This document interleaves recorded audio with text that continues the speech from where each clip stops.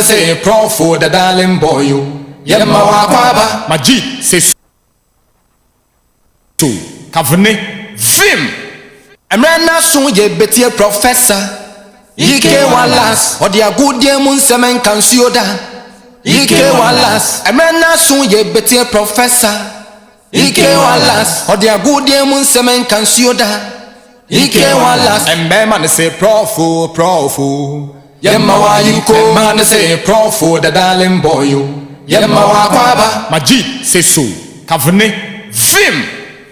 No, Prof. When you are, because of free some prison. Okay, so fin. Some prison. In some more prisons. Yeah. Who's a prison hall?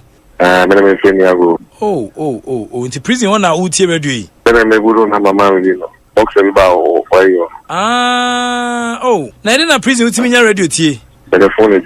Who the phone? Na officer say omunya hard bia. Yeah, local, but it's local. Okay. You are right careful some of them feel being count. What? You say I count how many years? I got 4. I got 4 years one. When you're 8 years, I got 4. Na dia na ye could try 8 years ah. No problem. Yeah. Bomi komo kakra. Wa ba die bomi komo. We have a phone man that one ko. We be ton phone ma won. Say no akobia phone no. Na me ton de o kaso. Okay. Yeah, iPhone. Yo, about time you ko na gire ni. Dan go ma ko bo be na. Mo fa phone. They are on the trading on the phone ma ko. You go mo. And they call court. They do call court no one defense bia. Baby. I look for the back. Ni pa na o to ma no way. Panamra. I'm for marriage. Wow. So can be. Into when you feel saying. Wage anka say. 27. 27. The man say kwata be back no what saying. 21. Now what you ma. Rade be wati. Okay. Say nyom fum so dia rade be wati. Baby I came up. I'm say your squad boy from Uniago. I'm say akwa so inside who you goalkeeper. Akwa be goalkeeper minim say obetia getting a contact amamia. Akwa be inside who you goalkeeper. So who no? Ona na blend. Near say betia friend national team now because they all that goal prison ball be am boy ya video babo until they all that goal. Ti bomodia say wo so me number no. Ti connect na mame na afie ne mon kasa. Why? Prison what dey me mo a say bada me ntimi ma ho. Wait number. Metia be sama box cause yeah. Talent wa true. I don't talent now we see any prison. I didn't know what could do. Talent I can say every now or cemetery.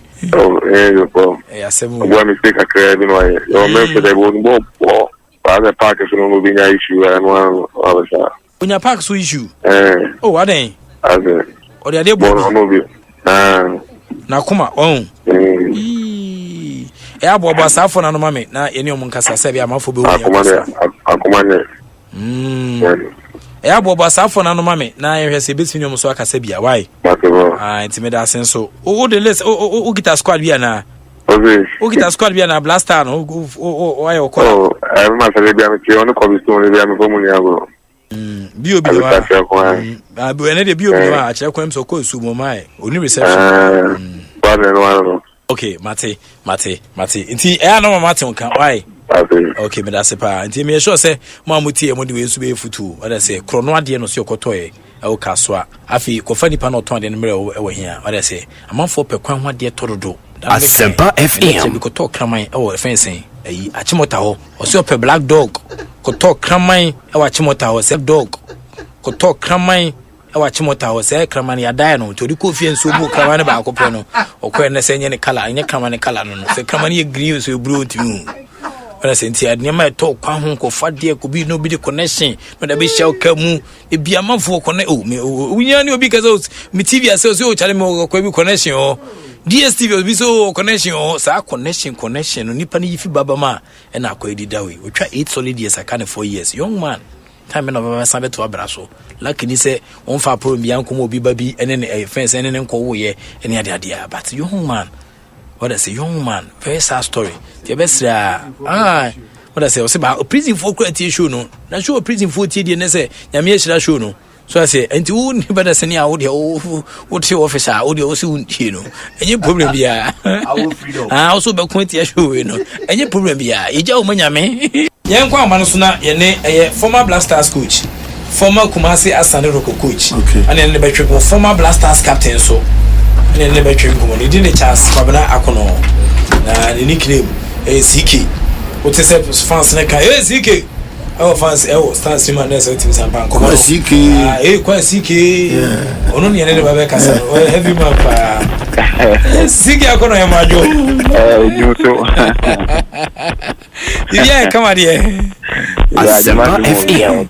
Hey, fans slip was a move. We are down too much. Oh, sir. It's what it quite sick and that is so who's have video on the security? Oh, we will be live. What is the call? Olympic training grounds. And on whom I feel that I will lose your lot. Oh, what it is called your car. But first time I see video, we are disappointed, Kaka. Oh, Charlie, you know, part of we know. As that time, I'm for white. Now, wait, I'm at you. No, I could call so. As a question, hey, Olympics no more correlation to my wife. But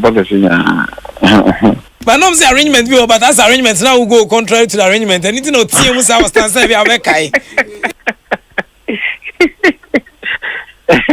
That's on the net here. I'm saying that there was a former arrangement. My arrangement has to go contrary to the arrangement. That's what team was stance to him now. What's in here?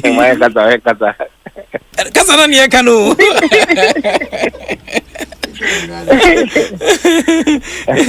Hey, Eddie. It's one of those things. It's one of those things. Okay. Emrana sun ye betie professor. Ike Wallace. Odi agudie mun semen kansioda. Ike Wallace. Emrana sun ye betie professor. Ike Wallace. Odi agudie mun semen kansioda. Ike Wallace. And man say Prof. Yemma wa yuko man say Prof. The darling boy. Yemma wa baba. Maji say so. Film.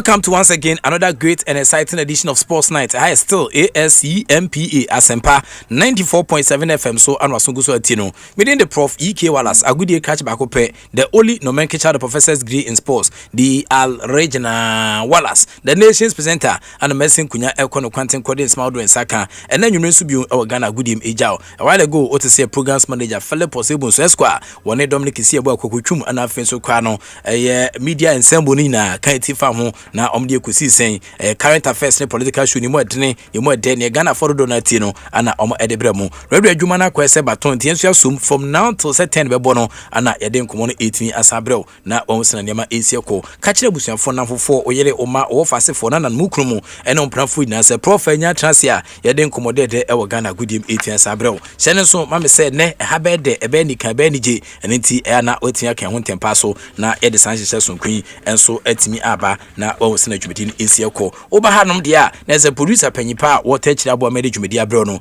Philip 2 AK47 the gun shot man afi Alexander Cobblestone interest man ono so ewa ha afi so oboa amaniama etia kwei Mavis Amano enso producer or the production efia bochi ton ana ediba Bernard Padi Botwe me wo fase ni mpon na afi Patrick Osajman Kantiman Songo Eric Esiedu Bodi na afi Kwaku Oben Maestro Andy Dennis Asamoah Tula Bednego Ko Mensa ana afi so kwa Kanija ha ana afi Kanija enso eka obi ana afi Evans Kwabana Sapon na afi odi wani echire mofia dia na ese senior most Bengazi na dama ono ana dia to YouTube no so timisira ba bia obi ano wo mainstream media na wutia na afi watimi akọ YouTube no so like ya na so subscribe a na wa share na afi wo sena niam ebesi akọ dwumadinim na afi hye no so mama se odi fo mo so ewa ha omo so prapra chire boa ema niam etimi tutu yi ewa nom na dwumadi a ye di no ukọ Asempa FM live on sabetia kan sena medi kan abon kai YouTube no so Twitter 94.7 Asempa 94.7 _FM you also na afi so adumonline.com so you also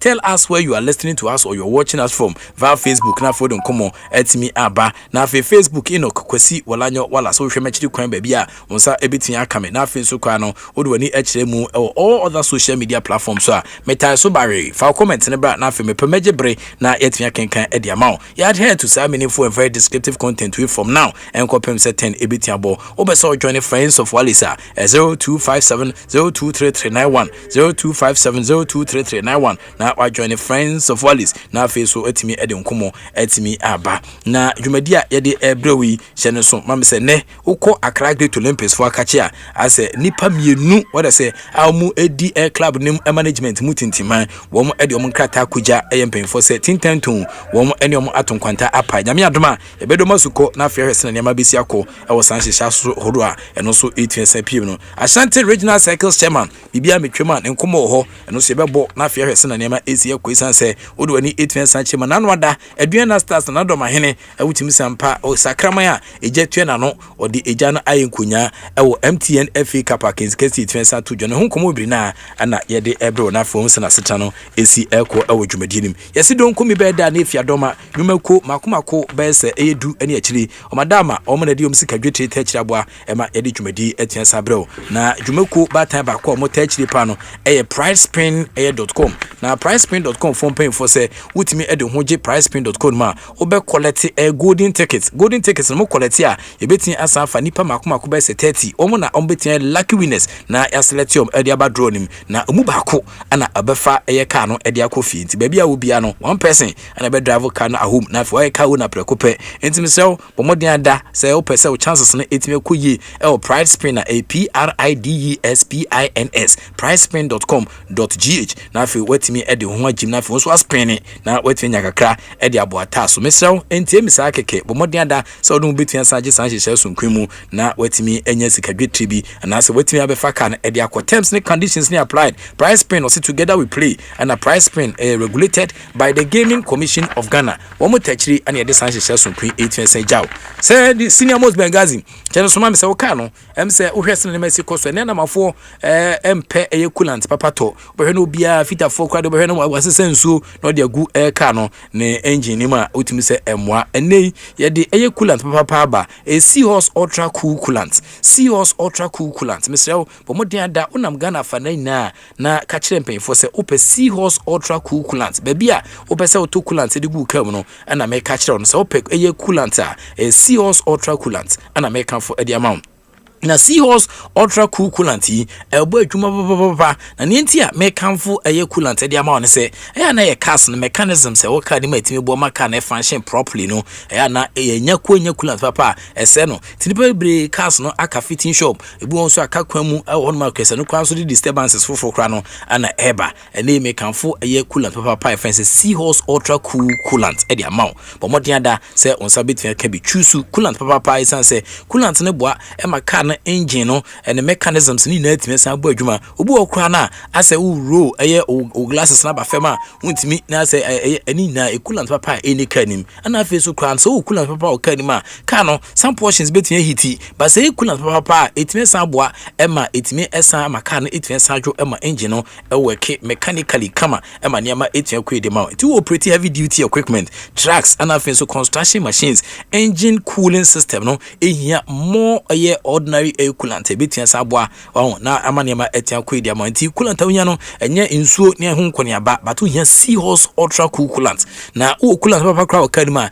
maka no kwa no eya na entan enu fuel dwumedi a udimu nti ELCM coolant no long life heavy duty air coolant special design say be protecting engine no from rust any corrosion afi so kwa control high operating air temperatures and afi prevent air cavitation and then liner air damage inti niam e dia asese kwesi boni dia asese air kanim ene engine nim no ya na odi coolant papa etimi guma eboa e masane mani na di nchineche na protect no se be betiama ka no etimi akoyi e dia mawo na esa protect aluminium and afi cast iron any steel component of the car but modern ada se on sabetia kan Seahorse ultra cool coolant na ELCM no organic acid base and afi free from harmful air chemicals na afi damages any seals any sensors no ema niama etimi koye e de maka no e make it ideal for modern heavy duty engines na work under tough conditions into Seahorse ultra cool coolant ana medi wa dance e de ama no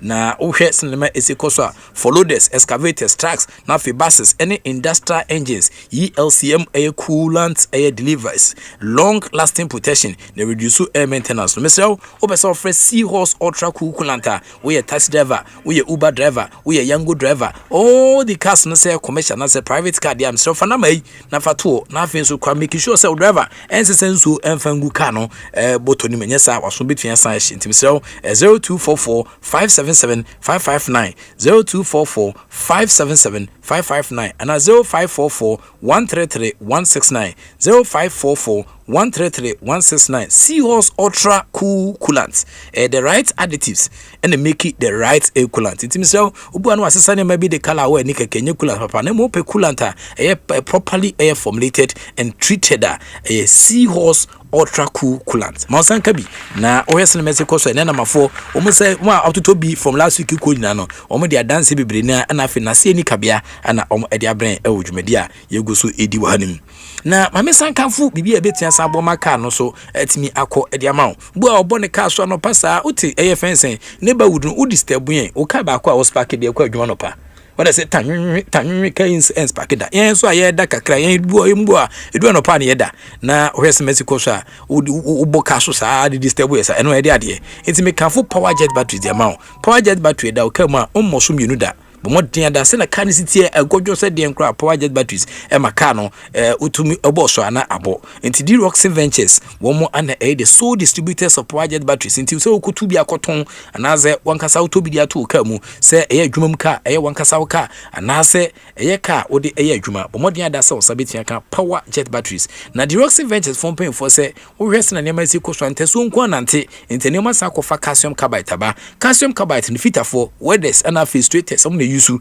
bomodin ada se open papa padia na obetia free power jet batteries 020 80907889 02080907889 na for ni power jet batteries phone pay for yen twetwen komo yen hwemu a ema niama 822 information ashaman kowa na so Opportunity Enterprise obetia amosaka bi enkra ha every battery shop bi wo abose okan onsa betia ka bi kuma se kwa mechoba enterprise pampa so onsa betia ka bi every battery shop bi so magazine kwa makum macrom junction kaswa to Winneba junction Swedro to magazine leading to Takrade ho nyinada power jet battery papa bi e ho a mo sabetia kanabwa e ma niam etia tutu yi e dia ma o eye dwumaku a omudi ne power jet batteries o madama wo ma ne de batteries papa etia saba amanfo do na omosa etia ka bia eboa ema niam etia koyi e dia mom na mamenkafo emfa ma o na maka kire da se chacha anya adwuma manfo afa chacha se o madwuma chacha anya adwuma enti mesew ebibi a chese wodi gi wani no na se wodi unya kakra e de hwehwa ho enti emfa chacha se o kra no waje nkwa okrum ha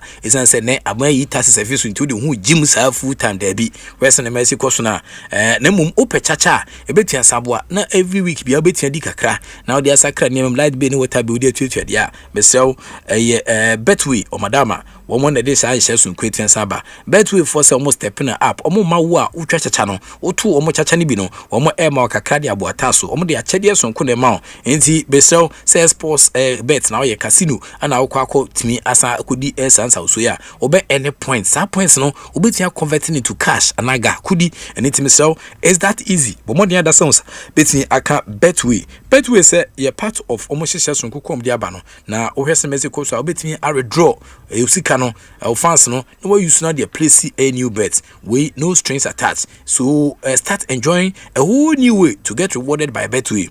Betway.com.gh Betway.com.gh one more time some conditions ni applied, regulated by the Gaming Commission of Ghana and afi so obeti another drink akraton when you move from a found him and afi ka Betway say get way more one so technically and edi dwumedi 18 sabrel na Power Specialist Herbal Hospital the success on Quetian Saba among Fodo na and so the gym na ebo amoma pomodon sem etmesi na mesel ya di wa hudu edidi sui so do wani kire Power Specialist Herbal Hospital wo mo ebo ne sete omo ye ho adwuma ye papa na hepatitis A B C D and E se ozete kra nka Power Specialist Hospital ombetia hwa boma niam etia kwedi ama siatica ase wotuntem ekonan ekokumusuro hosa no wode se wote ya obi ho wotiri mu ana akwede ne kakra mesel ko na yemamva nyina yi Power Specialist Herbal Hospital omne betia hwa boa ema niam etia kwedi ama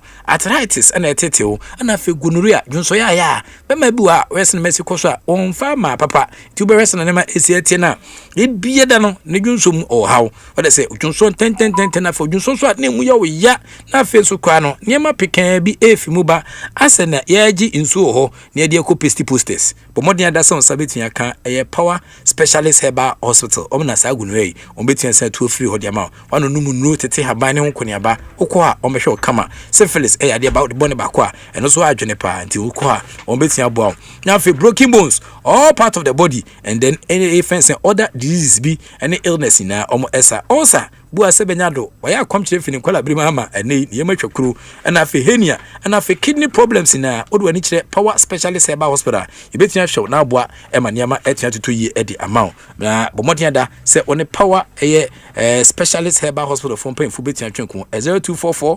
54422 0244 54422 na one Power Specialist Herbal Hospital yentwetwe nkomo yenhwe sebe a niama ebetin atoto yi yenkwa homa no so ntempa so na yene coach panyimpa ewo Ghana one of the heavy coaches just obo adwuma pa na coachi wrestling Mexico so na kan projection no ka World Cup kwanka so timi kan na okobie esanse hwe ne nwumadi a wadi over the years with national team ne clubs a nese papa yi wabon ho modern pa in terms of air sacrifice whether se obi a kebi obeka se bebia wadu ko retirement but still ogusu nimde ne eboa na no kwa bochi oba ya neja okoje eye kumase adwuma ya ene etete nsem bebre ti yembisa coach Abdul Karim Zitu se sen ana niama esiti de man coach Yamwajo.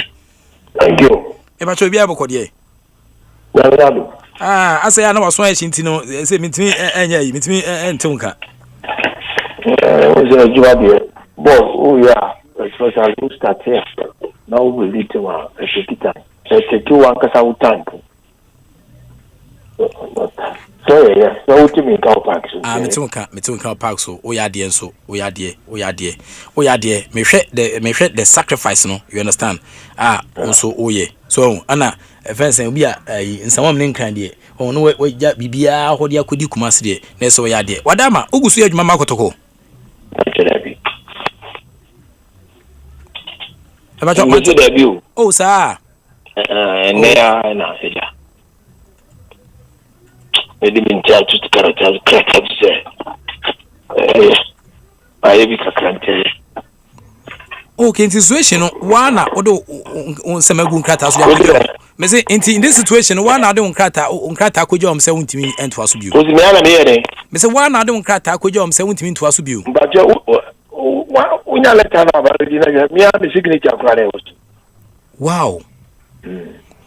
Oh, na wo plan say u be sadio na say bibi na si moment do na wa appear e be ha juni. Oh, at what point we decided because I also signature said the next one out church on 10 man I know what that what that Matua da o ala se bitete what is what I tell one but go him team what you say me to me po me team amabo e se me bo keke me body gidin fa won ko blast and yamanema entinu it is if you ask them what you say we have to talk Senebeya will be our better, but at the end of the day, you know, we all agree. They did their best to change my mind, but the man was made up. So, yes. Who can say we all agreed? Yeah, next mutual termination. Until the whole compelled already. Say, or Basso on Peona, and as or Jauna open. So, the Rebecca. Okay. Let's put it this way. Was a legend of the club. I just say it is BBC now.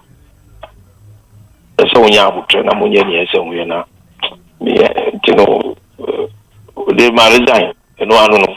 Okay. Because that's in our Kauda supporters in our Simon Capipe. Because at least maybe I don't know. Me and you. But what you call for, it's not a bad. I'm very, very happy about it. And you know, I think maybe I will be time also. But the never what job is saying now on a question baby say, oh, yeah, Juma. Now, okay, send out kind of a door, me dimatima. And Kotokonya, smaller team out the Bediagro, you know, because the supporters are huge, and then they want to see the team achieving. Until who did the agrobe and Mantinema, the JDP. Wow! But I'm also happy. I'm very, very happy. I'm very, very happy with the team because they've given me the opportunity. And then Samika Nyamayo Viasia. So first, Namaji knockout tobacco, and then Maji too. I'm very proud, and I thank them. Oh, they won't let you know. Suppose I can go back any child for another position them. Why? But now challenges near the me free. I mean, the dear Piano. Just one of you meeting about Mr. Odia who will be out here. Mate, Missy for my can. She's a grass. Maybe I am Baby. Who's an enemy? About call I can't be intimidating to Koniamo. Oh, okay. I don't know to Kakana. Speak about because I mean, did you? Oh. Not all my reality, a committee of my reality, but the other of the man, yeah, maybe the alcohol. So, no, and I have to maybe the alcohol. Oh, Tiafina Oko Bibi Kakra. Okay, any, my man, and Susu said, I mean, I had more chance to Messano another interview. Okay, me da sense be why? Okay, me da sepa. Okay, nti Abdul Karim Zitu, coach Penyipa no what I say, oni akoko. Oh, co meeting so aduane am de ba na akoko. Na wuje adwuma na yemo aduane a ba edi edi. So ne ba che nti no hwese ne ma ezi akọ so wani tinka afi no se yemfa mo nsi suma no. Ene se yenso ene na tentan ti eja no nyame adoma ye de besia em se mo eti few comments no so no na what tender in a resignation na o meki statement bi se oba mpew what say na so ye ya onhwa e betimi anwense e de amount ya bibia ye boko de prof bibia boko ye krekram say first in comma ye the start of Sportsnite ni it's a step. It's a comment kakra bi. Yes, it's a step in the right. Matthias. It's a step in the right direction because I don't know what kind. So Basi on Pewa.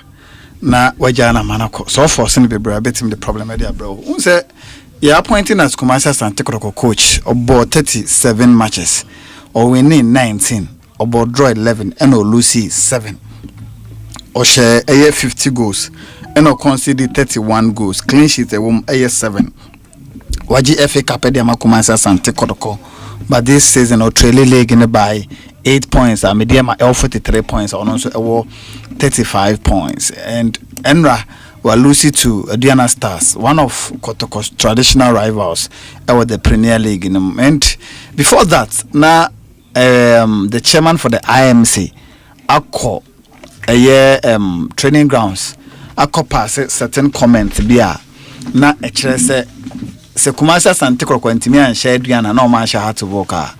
Then there will be a problem. BBC and the name say so share the way a football system no. Esi etienwa. There is no way say club no ebe gina na name say Omar Lucy a game against Adriana Lucy a game against Heart of Oak.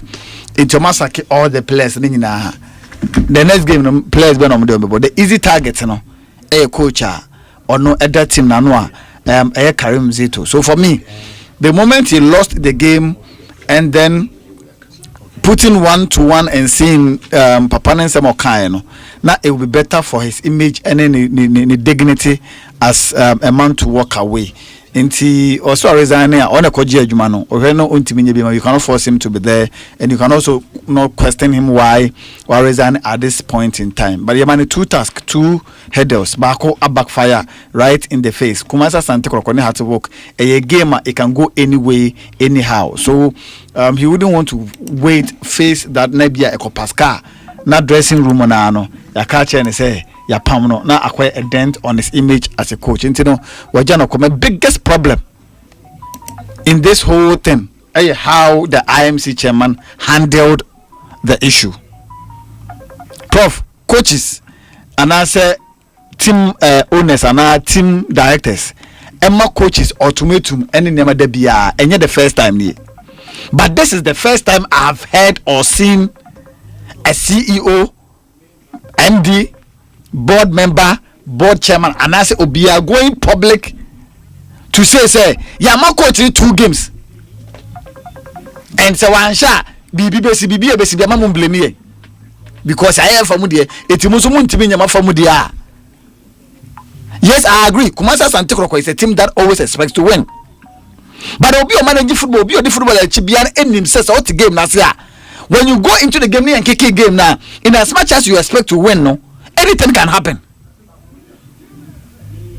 Anything can happen.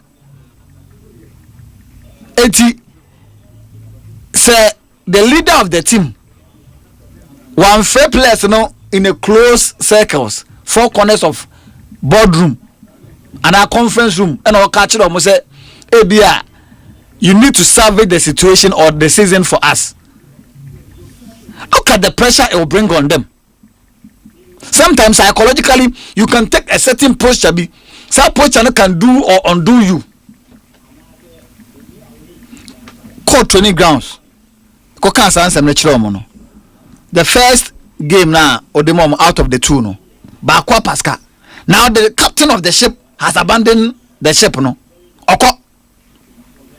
So, Prof, look at the psychological damage that it can do to the players going into the biggest game of the season against Hearts of Oak. So, for me, Nana Pinka didn't handle that issue well. It wasn't properly handled. But what I say, Enka a dressing a boardroom team meeting. Tempers do fly always. Abufoba. Obiet me kind of when the 4 corners I heard here young one or Prof of course I know you share them. Sometimes you fight, but upia until I do ni pamwa. More than talking too much with them. No more you are saying now say more problem because our Raymond Tokwadi eho. Eti Kumasi Asante Kotoko management no. Disappointed in the playing body by say Omuntimi and catch up with Mediama any league in seven. Very normal. To issue ultimatum to the head coach, the playing body, very normal. But why you do it is the problem. For me personally. And coach Karim Zito so Sabi and they Osha League in Moa. He's one of the most respected coaches with a lot of experience. Now you're sure that's we coach Bashir Hayford everywhere. Meaning Johnson Smith or that's or club. Now we Johnson Smith free. The next person in terms of age and experience, coach Karim Zito.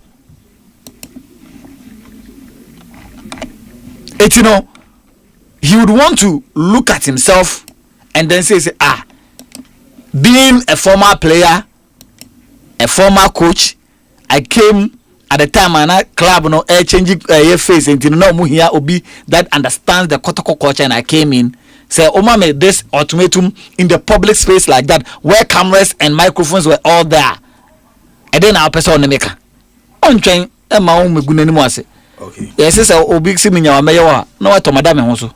Okay. So they should handle it in a way on basically handle. But for me personally, how Nanapen can handle that issue concerning the next 2 games and the possible outcome. No, and idea for me. It sits well with me. Asempa 94.7 FM Sportsnite Sunti and baby Ubiano or the coach Abdul Karim Zito or Chelsea or no attender in resignation. Tinten to Nekoto Quatum Quanta at me up just at the verge Anchibiano, one more any or more archivers has a fook a day I can see between Pimsono and a papa Eja Ejumay. Now, so Pobin Suna say, what I say, Oppo Banas or Sion Poa because also I resign, but saying, because Trananka, we so much you cry and I be but sir discussions no. And me uncle so honum Danny OMG baby Danny Ubia Danny fantastic evening and come say uti Sportsnite media ye de bro my catch that say power you may call by time back come touch that one power specialist herbal hospital one more boy chido amaniama etia kwemi so one product market no so no one herbatin herbal mixture and afi and then the powder immune system support eboa and afi so one more kriaka crackary heba mister and also for male vitality boy juma pa and I feel so crown edu anya heba malamas and also malaria fever do ba kwa general pace so if you want edu anya heba malamix no de and I feel so cough care heba mister and also chesty cough netitiwa or certainly can be beating about and I feel so edu anya heba tonic and also loss of appetite to board the nunya de on set me kebi and also everything aboa emaniama echa to ye the amount oko kwabenya off ACP main road down Sabecom Kumasi omo branch no so kwa sabitini asacom ewo fiase lake bosomtwe road no so na oko opposite Juice Bro filling station on sabitini acom and afi so nkra branch no no so mo ho takwade branch no odo ani kire Anaji Estate opposite Anaji ME secondary primary school and also mo ha omo ebo adwuma pam so power specialist herbal hospital person from na ade bi na tete na se opese omo deliver apomodin de brewa obetia from 0244 544422 0244 544422 and 0200 383831 0200 383831 and after more supply no 0555 797878 0555 797878 into 5 na 30 555 797878 na one power specialist herbal hospital na hospital we start to see about modelu ofia ne na oba adwuma no pa na hunkofo wani mu a omde na se ebre se enisa hospital ye adwuma otimi sampa omo yade papa intimi so yade wa me bobo so no ebi etete wa akọ omakache obeti ahwe amaniama etatu yi edi ama na 18 boy intine no nsansa anyame adwuma otwene ebokuma yebenom sa no twa bo ko 8:15 dia ene men kanfo loss in delay man bites ema loss in delay man bites no ensaba ko extract of natural herbs any plant in seven children am se ne de bomodi ada opensa pa bi etiansa nom na ba fi konkwanu asena ko tone na fofo na shema loss in delay man bites obetia from 0248619999 0248619999 delay man bites so si twa bi na gina wona so nenya awode fofo won so ebo achidom ama ye the Sportsnite na media so etimi eja kama pa na tramenchen na memo nkomobi na nkomo abadie nti National Air Sports Authority and your friends NSC on board and West Mexico so Director General FN DJ yaw ampofo ankra we revoke 17 appointments over due process concerns. To rest Mexico, so a due process, and Fakwampaso, and Fasakofui, Tiniabani, the board of the National Sports Authority, or more are directed Director General Yambo Frankra to revoke the appointment of 17 staff members recruited into the authority, citing breaches in due process and structural irregularities. Until rest Mexico, so Sankofui, your former Jumoma, Yamfa Quantinia, and as a shadow, Yedifobia Jum, Afisuquano, one more share sa a woman, Nadia Omu 18 days in terms of structural irregularities and affairs due protest. Until directives no was issued after a board retreat held in Adan Omquadan for and I own sanction where Mr. Ampufankra was reportedly given a deadline of February 6 and the man say annual appointment what they say to the annual to annul the appointments. I no so it and pass into say or unsusu say appointment the microphone ya far more me cry. I was saying this marks the second time the board has instructed the Director General to reverse the decisions, and the authority indicates that several of the roles assigned to newly recruited staff do not exist within the NSC's official organizational structure and therefore cannot be regularized. One of the cited positions is the Chief Operations Officer, which is not recognized in the authority's current organogram. Chief Operations Officer ashe Fankra board no committee down for and now say nipa makomako be say edunson 17 say National Sport Authority no kwen fa so the form ne adwuma ne hyehyɛ no nya de a 8% di so ntiame adoma ɛno so yebekom kakra na fair cinema esiako na tiewe so Ghana defender Alidu Sedu ono so making a 100th appearance for Stade Rennes. 100th appearance and so we see a kind makomako ha e de amom let's abante wache in their 3-1 defeat at Lens. One more about French League weekend and Abrante Alidu Sedu or yes Abakosem no. The Blasters right back you are reaching the 100th appearance League 1 and now human cinema is your Kosuna defeat to title chases left for weekend way and the Alidu Sedu replace Abdul Hamid Aids Abdullah ono be replacing after 30 minutes and now SMS Kosa or mark his latest achievement or appear in the 37th early game for red and blacks in appearance and as his previous 67 games in the league came during his time with Clermont-Foot and now obo matches we best 67 games obo Clermont-Foot who now play in League 2 following their demotion in 2024. In the Ghana International or January 2024 and was an instant hit in the second half of the 2023-2024 campaign. However, was spending most of the season on the sidelines after suffering an anterior cruciate ligament injury. My friend say ACL, an anterior cruciate ligament injury, and a branty SO5. Now, Western University recently returned from setback, but I said to come back and he gradually or move into the starting lineup. It's early to say we obey West Messi will celebrate his centenary of appearance after Renfro threw away an early lead to lose 3-1 to Stade Boulard de Lassis. And he understand Yama ACL kwa Nese Esteban Lipo also had opened the scoring for the visitors, but former Crystal Palace forward I friend say Odseni Edward also level for Lens just before the break. Until Ruben Aguela also produce a moment of drama after after the break and getting sent off 2 minutes later.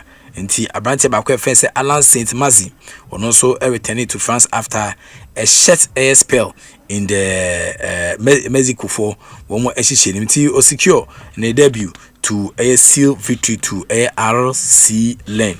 Akensi itwensa PMT Alidu Sedu and obo matches makumako be say oha French league name and ede nkomo akra eba. Deputy ranking member for the Ghana Parliamentary Sports Committee, if I say Michael Edu, also call for security service to do more in the face of a rise in student air clashes that have often turned out violent during sports events. I'm say we be related to Nkomo Nanwana Niebono, and I think that the deputy ranking member for Ghana's Parliamentary Sports Committee, Omodi Omadwin Akọ Nebua, Sansuna 11 wives for friends and Chacha case no, Omo for Madwin Ko na ni na sports na where's in the Mexico so. Say measures nso ni hɔ a ɛno so ma say and put measures in place as creating a porosa and also man comfort me fam run show musem so more almost duty of care honum so I say was nema is because in recent weeks multiple clashes involving senior high school students have turned violent during inter-school sports activities, including a student of Kofodia Senior High School and also get stabbed the second one Western region inter-school it means a clashes at the Baba Era Sports Stadium during the Ashanti Regional Inter-School Soccer Competition and also led to angry students destroying 3,955 seats. 3,000 seats in Bia 3,955 ness almost best 4,000 and almost said Sakwa. It's Michael Edu honorable ranking member and Odin Committee and Santuja say who doubles as a member of parliament for Krum constituency and Odin community and Saba. Or say I think the security services have to put their feet on the ground, understand the schools where their rivalry lies and the history behind the rivalry and so on. To hear Eastern region there, now hear Kofodia, Kofodia there by na fe Kumasi there na ojidi pass say authorities so adwumabia na nka so me enti omo inform na nsifam na omonye sa adwuma na kama pa. Kumasi Asante Kotoko will not be able to defend the MTN FA Cup title. Ni na an say Aduana Stars na do my team. I say in the last 16 of the competition, omona a winner. To the Porcupine Warriors, no so far a penalty shootout defeat to Doma Bay side, El Baba Sports. And na Kweseda, Omlusu 4-2 after a goalless air draw in regular time. To Western MSCT, then say Omobo Tipenko against Nafi, a Kobasi ball penalties, a Diana starts for Chesampa, Omode, Omano, and now Sako, Janes Omano, a Jansu de Obeshubiano no ba, a show. To Kotoko, assistant coach, a French Prince Ya Usu, and Wakasaka Sausagimia, and Inti Kotoko assistant coach, Prince Ya Usu Komo. Cannot put all the blame on the boys. They did exactly what they were asked to do. Just for some shot. There was a ball that Abed crossed, and Kwame was just tapping in. The ball went past it. They did everything that they should do, but I don't know whether it's a hard luck today for us. And the reason for that, we have to figure it out, and we have to talk to them to get them back to play the House of again. Enti ne aba no so no was na nema ese course we Prince Ya Usu assistant coach Makotoko and out ten kan so kasa na while ago o te say Abdul Karim Zito so ne atwenkom na kan komo no be konanim and say oh abre kakra nti udidi pass abre untimi anya ho hwe so ase so abre aso bia won ne kasa so mawu owu a na wagya no so I was na nema ese course because abre say marathon meeting and wa woman ti afi na yede mu esi so ede amano na ono so ahwe so betimi anya live so bia na odi ababa nya san so dia enwumira yi so mkotoka fama no enti Kumasi Asante Kotoko assistant coach Prince Ya Usu na okasai akrazo fofo omni omo akensi ba kwa Sunday against Kotoko na oyesemesi kwa say we are not going to go down, and it is House of Folk definitely they would like to come here to fight us on Sunday enti oyesemesi kwa so asade we Prince Ya Usu so asudi dan so I say I'm for na fence zito nko asade we ya say ya coach say ni waka baby no Michael say ebi what I say Michael say opportunity in the absence of the head coach or GMTN FA Cup as I chair the bobre or subsequent games in club no say history no. So I say, I'm for a cassette, Karim to go into one here, Omni has no, I'm a club now, was a history no, assistant coach, it me, it's a head coach in assistant coach, take you with me, a young kunya, because head coach now, you're doing added that. Tiampama, Juma, I say, show her so, but I say, I should be to so. So I say so with me, A B, Binti Michael say, A B, Inti I said, so say, Prince Ya Usu. What I say Abofu coach has been in Namchenia that year, so but Omoma Prince Yawusu, and Yajuman club no records of assistant coach, Omo every matches, Omujumedia, Omu Edimu. I'm saying MTN Cup, Kotoko, any Sodu Obla, Satana, coach, I do Pili Boatin, then MTN Cup, no 2-4 cup. Umkobo Sodu. What I say, Pili Kuini game no. Oh no, assistant coach. Let's say, until we must send him easier qua. Let's say, TNT Prince Yawusu, Kotoko, and he has a kinsin him. It's not going to be an easy game, but we're not going to go down. As Asempa FM, definitely they would like to come here to fight us, but not this time around. The fans, we just apologize to them. We didn't do our best, and I know definitely they will say whatever they want to say. We apologize that we didn't do the right thing. Just give us a chance to do some amendment and then get the team back to form. And Coach Prince Yawusu and I attend the council or the Nkomo Accra 8 Bano. Na MTN FA Cup round of 16 on Yakobani 11 wonders 0 and Atam Divisa 1. Nations A Atam Divisa I wish 4. Hey, I wish 11 wonders. 11 wonders still there. Nya na ye no. Chairman you but Atam Divisa omo 4 against 11 wonders. Since 11 wonders team no, o team sampa I better. Nations FC 2 and Aswedu Oblast 1. Mediama Sporting Club this summer test was 0-0. Bombo penalties Mediama actually sampa. West in Mexico so much chairman did the birthday chain. TSM Mutia Pizino. What's our game into almost 4-2. I was against him. Kotoko 0, Adriana Stars 0. But only penalties Pimpson Adriana Stars.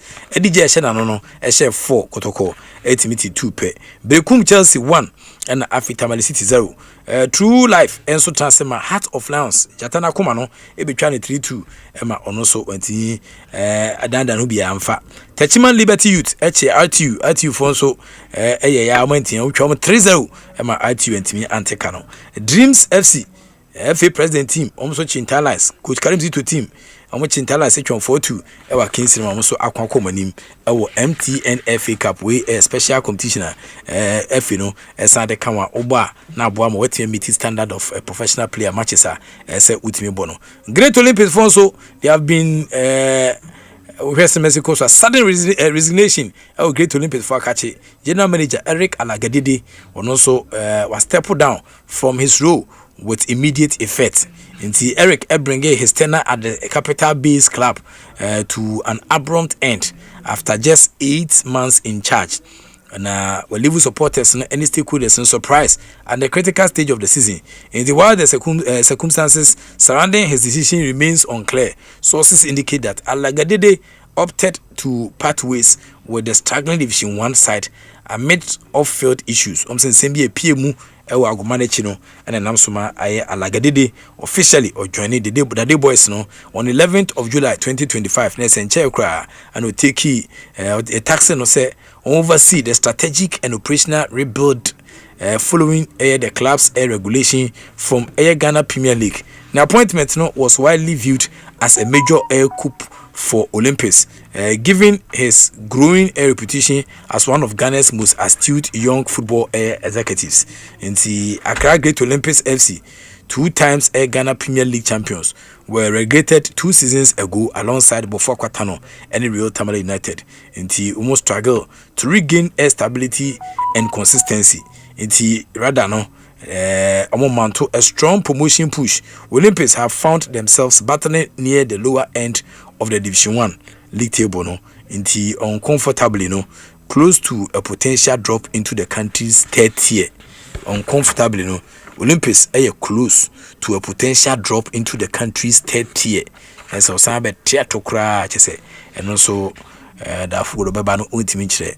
Na yembre mu kakra me fa badminton so mfa ma what I say All African Badminton Championship and also victory El Gaborone. Ghana eche Botswana for etwom 3-2 el Sarkins a huge opening win and Ghana enya against the host nation. He started strong, he finished stronger. And he one win quarter final no MSC on. Inti powered by the Ministry of Sports and Recreation. Inti badminton no ne aba ede ama Ghana no ti wa offense Sportsnite there enye football show what I say a sports show inti all the sporting events people no na ede nkomo no etua sample na eye Augustina Bedu also we need 2025 and 2026 Ghana Table Tennis Association Womo Shiros Open Championship. The Augustina Bedu emerge as winner of 2025 Shiros Ghana Table Tennis Association Championship after a thrilling display of skills and resilience no or affirmo the dominance women's table tennis nim inti Augustina Bedu why dear papa ti crown champion for 2026 Jumedi 20 no na crown champion in 2023 defeated strong oppositions to clinch the title once again until with Eva Adom Amankwa oplesi second and afe Cynthia Kwabi and afe so Juanita Bote omina share third position e was Kinsin Cynthia Kwabi mo and Juanita mo ene Eva Adom Amankwa no mo bopa but uhwe Augustina Bedu within the city on top form e ma table tennis mo Ghana hade Augustina Bedu J2 baby a obia na the national air bodybuilding team no from the black models Ghana the BBI black none of them be blasters na che nti yenso the black models ye dominate Mr. Equinox bodybuilding Tony no so it bass nti ne abano black models models no we kokwa wintimi enyine mai from Abidjan Cote d'Ivoire. The 3 air pro cars and 4 air gold medals and 2 silver, 4 bronze medals, overall second place out of 10 countries a day in each year. 2026 IFBB Mr. Equinox Bodybuilding Air Championship no Ghana yaya dear pa pro cars and PM3 on the summer 10 professionals are waiting akọ world air championships hold on the reigning man Ghana no if said Derek Marley led Ghana Emma charged by emerging top of his division, second overall, and also Oklemu a pro card no setting the stage for Frederick Abuga so wabopa it's all over West Mexico's overall winner no Samson Dobwe also a top way and a winning pro card for their respective air divisions no and I face Samuel Oputi Alvin and also a take good our division and I feel so third no overall whilst Samuel Adokwe Oku and also an offense Regan Ments and afe Alfred Butchie and Fred Amankwa and afe Ampedu Matteson and Stephen Anson almost finish on the podium in their various divisions. In the 24-member Ghana Bodybuilding and Fitness Association GBFA, omo contingent and omo comprising of 10 officials and 14 athletes and earlier omo pay KC call to Ghana's ambassador to Cote d'Ivoire into Human in Mexico Brigadier General Hassan Abu retired na omo ekɔ ne ho na huma welcome ewa Abidjan and encourage you ewo se udwumadi a mukudi no so mu make Ghana proud empanyampa ne abano no ti bodybuilding macho for wo krado mo e ka macho so hu difference wo de omo soro ne omo fami na abo macho for na obehia no na ne soro no kakra what I say ne soro no kakra soro no kakra ase kufudi abodi dwem kios na e de bayire ne gum no hu ne soro na kese macho for no na no hwan ase kebab steak ono no oye okojima on concentrate on na to hu ne sre a but bodybuilders ne what I say we share na so ne sene na so nyina abo baby abo ono na we se Mexico so akoto no fie akotemango na akono otibia na sia akwa no achia na watwam na bodybuilders no so enkomo no nti abusia we mu ene enkomo hakra na no anwumre ye de bro sports night so nyame adoma egu so tenkonya so de na akwese tempo no so de anwema na egu so ten ye bekoso a na ya bonkomo na fehwe se be betia saboa ema wani atimi age dwumade no mo nti mo updates ana yes ande bro dwumade a ye gu so edi nti no hwe mu ne san nyama esia kwa na se ne abano no yawo dwumade a eno so atimi atodwa ho nitino baabi a obia no na onso wode onkomo atimi abija na afehwese na niema ebisi akọ awodwumadi a eno so atimi SPM nitino ne abano no awodwumadi a yeguso edimu enura na ekobi birthday 8 February kobi the scavenger ne birthday but enanyumre so sports night no ebidi ne puka ntino stay tuned for how ebidi kobi birthday no it's going to be in a Rabadon style what I say Rasta for fence and language and use no ti kumwa jama de shese dazi ewa ha yenhwe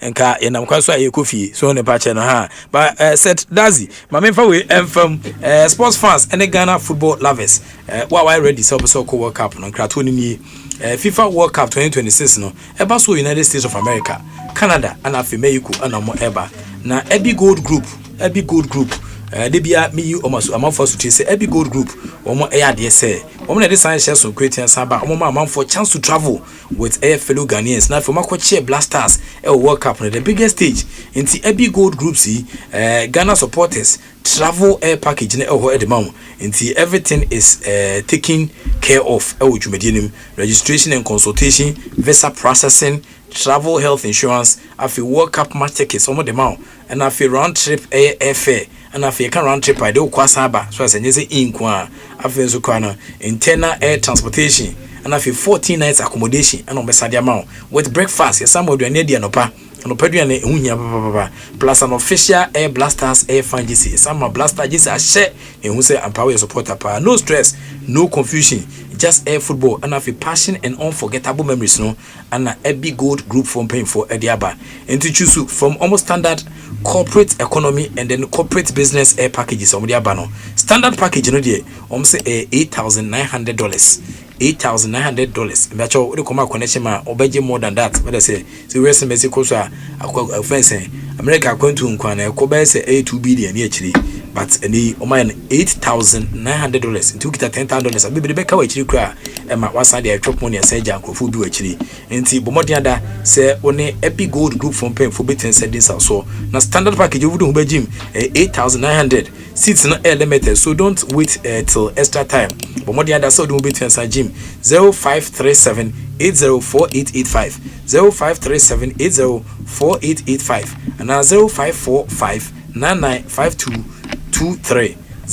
0545995223 na one Ebi Gold Group yɛtwetwe nkomo omo na betimi do World Cup America, Canada and Mexico na obeti akom website www.ebigoldtravels.com www.ebigoldtravels.com na one penfo attendees also bacho working to office el Sakumono Estate Junction ho omo the same building with a cheesy pizza into only Ebi Group Gold Ebi Gold Group and Kudins house so it's a golden experience and omo edemao into let's take Ghana to the World Cup Ebi Gold Group madama omo na design share some creating saba debia anadwubia mi yiwasotre so pe baby na se dwumekom de obekọ World Cup we mu ana beti ahwaboa e ma niam etia kwedi ama so far de omni obia eni chimpe set das bibia e kama so nyame adom professor bibia e kama bibia de dana kwan mu pa unse ene eye juada juada nyumre nsu de na se ba ne sa na se bibia fe na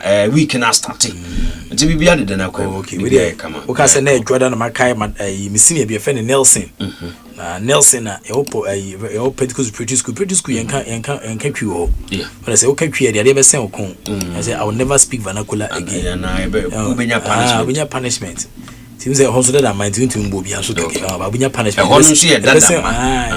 pretty school dey eska for man eska for dey omako mama say mama ka wa chiri nya eska ni ani aka na early person Mexico anti enya obi ati penny obi a o we eska dia aka na early RC early what I say it we da headmaster buy obo school fees boy Nelson Dean Nelson me finish name no boy pe o se me papa se joda na ababi ana etwen no papa se joda so can you joda cranka normal one but o ye for say me papa se joda now so can you joda joda say ni nyina ba Nelson nyina me papa se joda nti be na ye genius hu na so senior auntie when I say oh that guy oh me papa say joda okay put me money di anya sa papa say joda papa no associate ba me komo ba no beti komo ba okay komo bebiri o okay nti ene ma memfa ma no ne kakra no memfa mpapra kwam kakra te sɛ dia nkomo ne bebre no ene won sɛ exclusively na so abodwuma won ne Abdul Karim Zito adi nkomo won sɛ o free meeting ho no mo na ne di nkomo no won sɛ amane mo kra wani problem so wo de mo ko si ja so ni mo kra wa amane ni nti promo men kwa mana nemra na pe ye de ekoso Asempa 94.7 FM bisafo braso se yedi amano nsem kaka ye nsa aka no yedi emawo ewo sports night so na sene se ene YouTube ne de eno ane se obekwa Asempa 94.7 FM Asempa 94.7 FM na se oboya na se jahuru ho obo se yes na se ewo hono mu se goyi come up na onsusu no unya ehwe unya etie na bia so atimi akonkan na yebesa se edi afi eye Barcelona bobokono womu asoye ene ya meno ekasa sene se ene awie na beto dwase Barcelona ne se president reality ede Joan Laporta ede beto ho se ene de ne president anase ne position as a president ede ma Barcelona ne se wajai enyade nese ne okutem ninyina anese wosanko eme yato ne so ababiem sane se Barcelona for nyame yatum nese adum ya afi awie ya na sempo no season ninyina ena oranity ede Joan Laporta nese ne wode ato sempo no enyade nese ja okobiem anase woko me yato ne so aba no eninti nese wode ne position no as a president of Barcelona nimu ya de wode ato nti enei sansu presse yento ne so aba ma eneme ye president enempama Barcelona bubukono na nu ana owura ne tin ede eye Rafa Yostel ono ana sesei eja OHD ede ama Barcelona bubukono na sene sempo no new board eye director OHD ekopem se June 2030 as a season ni nyano eja beko na wie ya eberuam e World Cup no na pe ono nso ahwese kwambia so bibia ede na kom ede ma Barcelona kono ntise se de na se Joan Laporta de na se ja campaigner na wokwakoye na bia so atimi akonkan ne kan Barcelona ho ansensem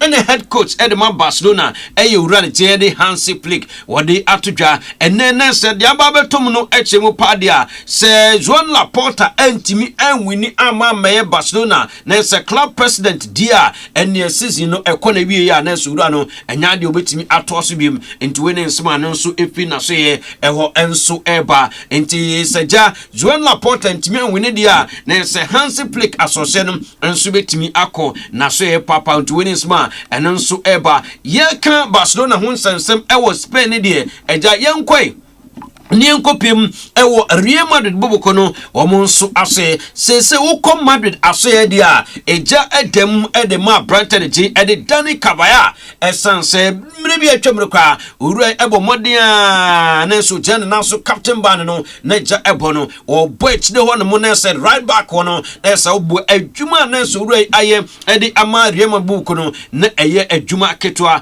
na na me no ekasa de sense uru a ye fe no no abalua ebeso adwumanum as a interim coach edema Real Madrid bobokono mene okasa de na so wura no na esa ball no onya bi emmo na no na agdane akasakasa ede ama Dani Kabaya ninyina anesempo no wonso won tiase adenti na esa adwuma waye ede ama Real Madrid no ene de na esa ja na esa selection kwan eba wotimi na bench sa ball no obamu a na esa 5 minutes ni apon na esa obanso a na esa temu ebane sa ehadwen enti Dani Kabaya minu ekasa de na so wonya happy kra emfa ma bobo de jin ede Real Madrid ntema ekoso ewo naso ye anse ne onya playing time no ya de bia na seja enenso akwa hadwen ede ama aye Dani Kabaya ene ne wonsam so ye de etudwa na bia so atimi akonkan na se nam World Cup nti Mama play bia any abrese kwan bia so eso otimi si aka na osi ne ye essence wantimi ansi aka ansi ne ye dia na se World Cup no wonya that opportunity no enso antimi enkokopiem enso ewo na Madrid sansam ne dia ana eye bebre sense coach and the Luis Enrique wono eye head coach edema Paris Saint-Germain na no ana ababeto dwana echemu padia Paris Saint-Germain for so mo coach ne dia o ye coach bia na se no for sale na se nyade ye tono ananse bodene ekwan enna ne ho esense aniabre se kwampia so eba ne sempo no ni future no ewo Paris Saint-Germain aso ya future no eye bright ene ono aso asa ade apeso se na se nei ono akasa Paris Saint-Germain hono no na se nani eji enti wonye nadwen se wokwa kopie bubu kwade ede eye Real Madrid po enso aso enti wenisma aba abeto dwa mede ema ana sempa 94.7 FM yenwura mu ewo eye Manchester United aso ye woko United aso ye se dia na se ni je nko a ani nyina ne se Bruno Fernandes akasa na Bruno ne nsema okane nyina anie wosinya mien nukunim ne se Michael Carrick ne se juma wo bo edema eye Manchester United no ade eso ani ade ba ko wo kare se oso onu Bruno Fernandes no ne se wo captain bobo quality ade Manchester United band no edaso ebo no ba ade ba ko okane se wono ankasa de woso onim se ene Michael Carrick ne se wate bibia ewo EPNM wate bibia Nesempon ebana se world football ne dia neso jene naso or the Manchester United aye adwuma pa enti ene se bane si en coach Manchester United the o Manchester United bia no nese Bruno Fernandes say aye owura jene Michael Carrick no neso onimiye pa na kwambia so wone de waka cha ne sempo no kwam adwuma ne de neso betimi aye edi Manchester United na Bruno Fernandes say ono wo friend manager brekope nese adwuma no wo betimi aye enti wene Maneseja and also eba Luxon so akasa Look so say Yamian Nukuni Michael Carrick Nelson he has made a lot of difference. No say Michael Carrick Nelson we Juma Nelson Ogusu Aye Edema Manchester United da Nelson Juma difference and so esun Nelson Bon Humade we are nay Nelson wins Eba against Tottenham Nelson win Edem against Timbiane Sosioma or Boy Juma Edema Manchester United nti look so say Yamian Nukuni Nelson Michael Carrick Nelson Juma enwa eno nso eye into any small ba beto dwa ne yeka Manchester United won ensensem enna ene uko United aso ya sika omodi ato table no so ene eye 40 million euros eno ne sika Manchester United for na seja edawo se kwabia so Real Madrid na so mo depend na ne ti ede eda medetawo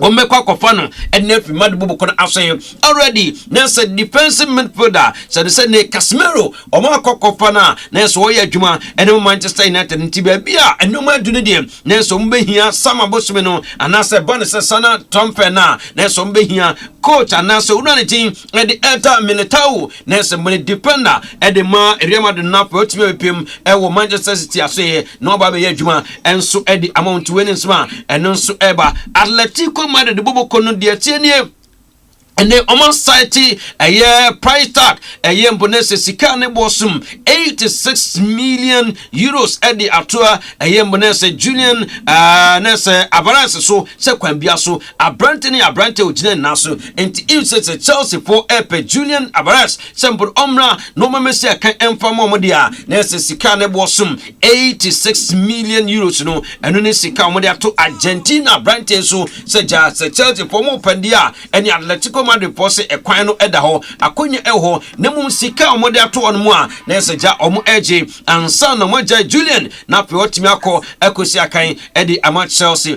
Mason Mount branta no sina kan de ma Chelsea okopiem ewo Manchester United po aseye wada so ho na de enoma ekoidie na eseja aji nsemu atonsum ni nyina ne sa brightness na ninji ono so eba ne se playing time na se ebi emma enti enije no ense anyhow emfama brightness jedi Mason Mount na ono so nti sama bosme no anasa sama Tompe no na so beta nani edi pre Manchester United pose enani edi ache baby for to win smart and also eba me de to enim on Asempa 94.7 FM and 7 de nese dosu but ye room na pe ahwe se na no esi ete ukopem ewo Zenit St Petersburg wo mu asoya anasa brightness ji edi aye Duran na Sempona John menu ekasa de na sa brightness epi anasa bukono akwa journey ye Zenit St Petersburg ewo aye Russia mamu a wokwa kosi akan enso edi amomo na ye kan aye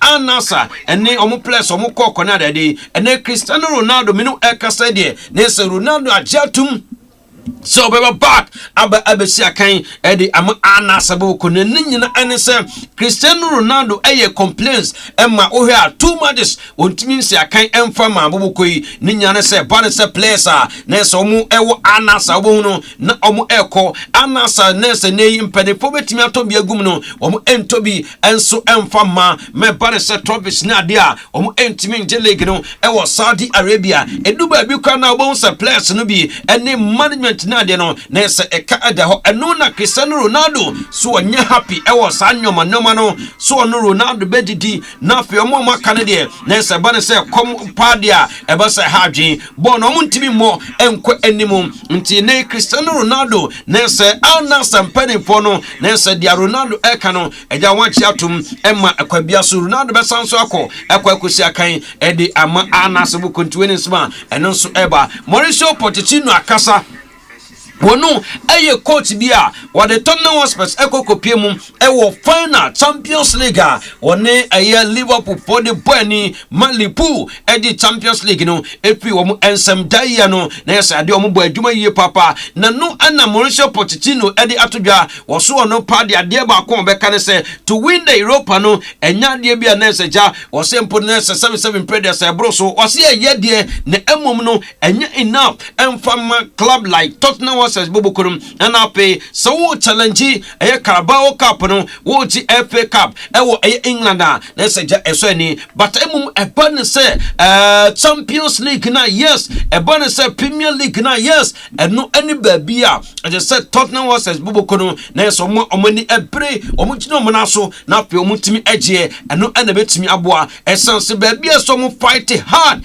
Champions League no na Premier League no na FA Cup ni Europa na dia keka de said I be a banner sadness and penny for and ye na bia sentimi anko amfama Tottenham Hotspur yanko Liverpool asoye say Liverpool eno ne Manchester City the boy City Liverpool around 73rd minute and a goal ebaye after Brighton the Bernardo Silva be take a penalty and a sambe to honmo Haaland ebode to at now that's a 2-1 emma Manchester City for ebe take no ese Liverpool enso eho ana slot minu ekasai na so ruano na so ayesi asosiano aba Liverpool mpani po sanso asia won so biam se baby no mo ekono apart from the Champions League no ene uko league table edawo yipi na se Liverpool Champions League no lipu enka ho enti so mani ambre ebewie season no na Liverpool Champions League ne kra no na so wantimi qualify enti woni nsema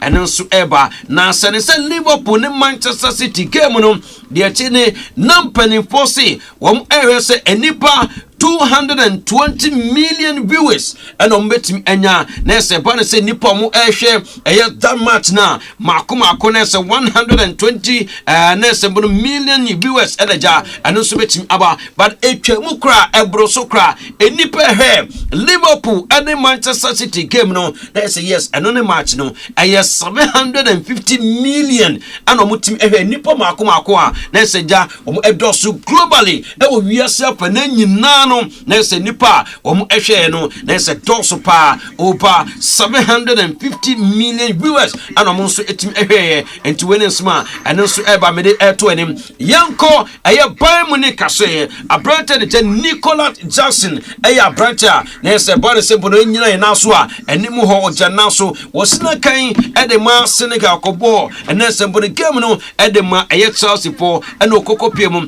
ban mu ne kase na de cheni abrante ne so expect so be san so aba back obesan asan obeba ne nchi Chelsea asoye ewo sama no so aba di agro na bia so etimi akonkanti weni sma eno so eba ye de eto anim on Asempa 94.7 FM ensema wotore de na se no so bebre enti egusu ade nsem no eba na pia hwanim se kwa bia so betimi akonkan kama pa enso ede ama clubs no Manchester United na se majority shareholder ene nurse mun Abraham Glazer meno ekase nurse mun Glazer family no nurse omonso omonse close to Sempone ene omhe na promote atoto nema na Manchester United bo kono etimi afane ntuma pra epra essence ba bia no ma kono nurse no ekoyi ede ma Manchester United bo kono ento omo hwe nim se nya bia no kwa bia so enomo so betimi akonkan kama pa enso ede amount winnings ma enso eba na Chelsea for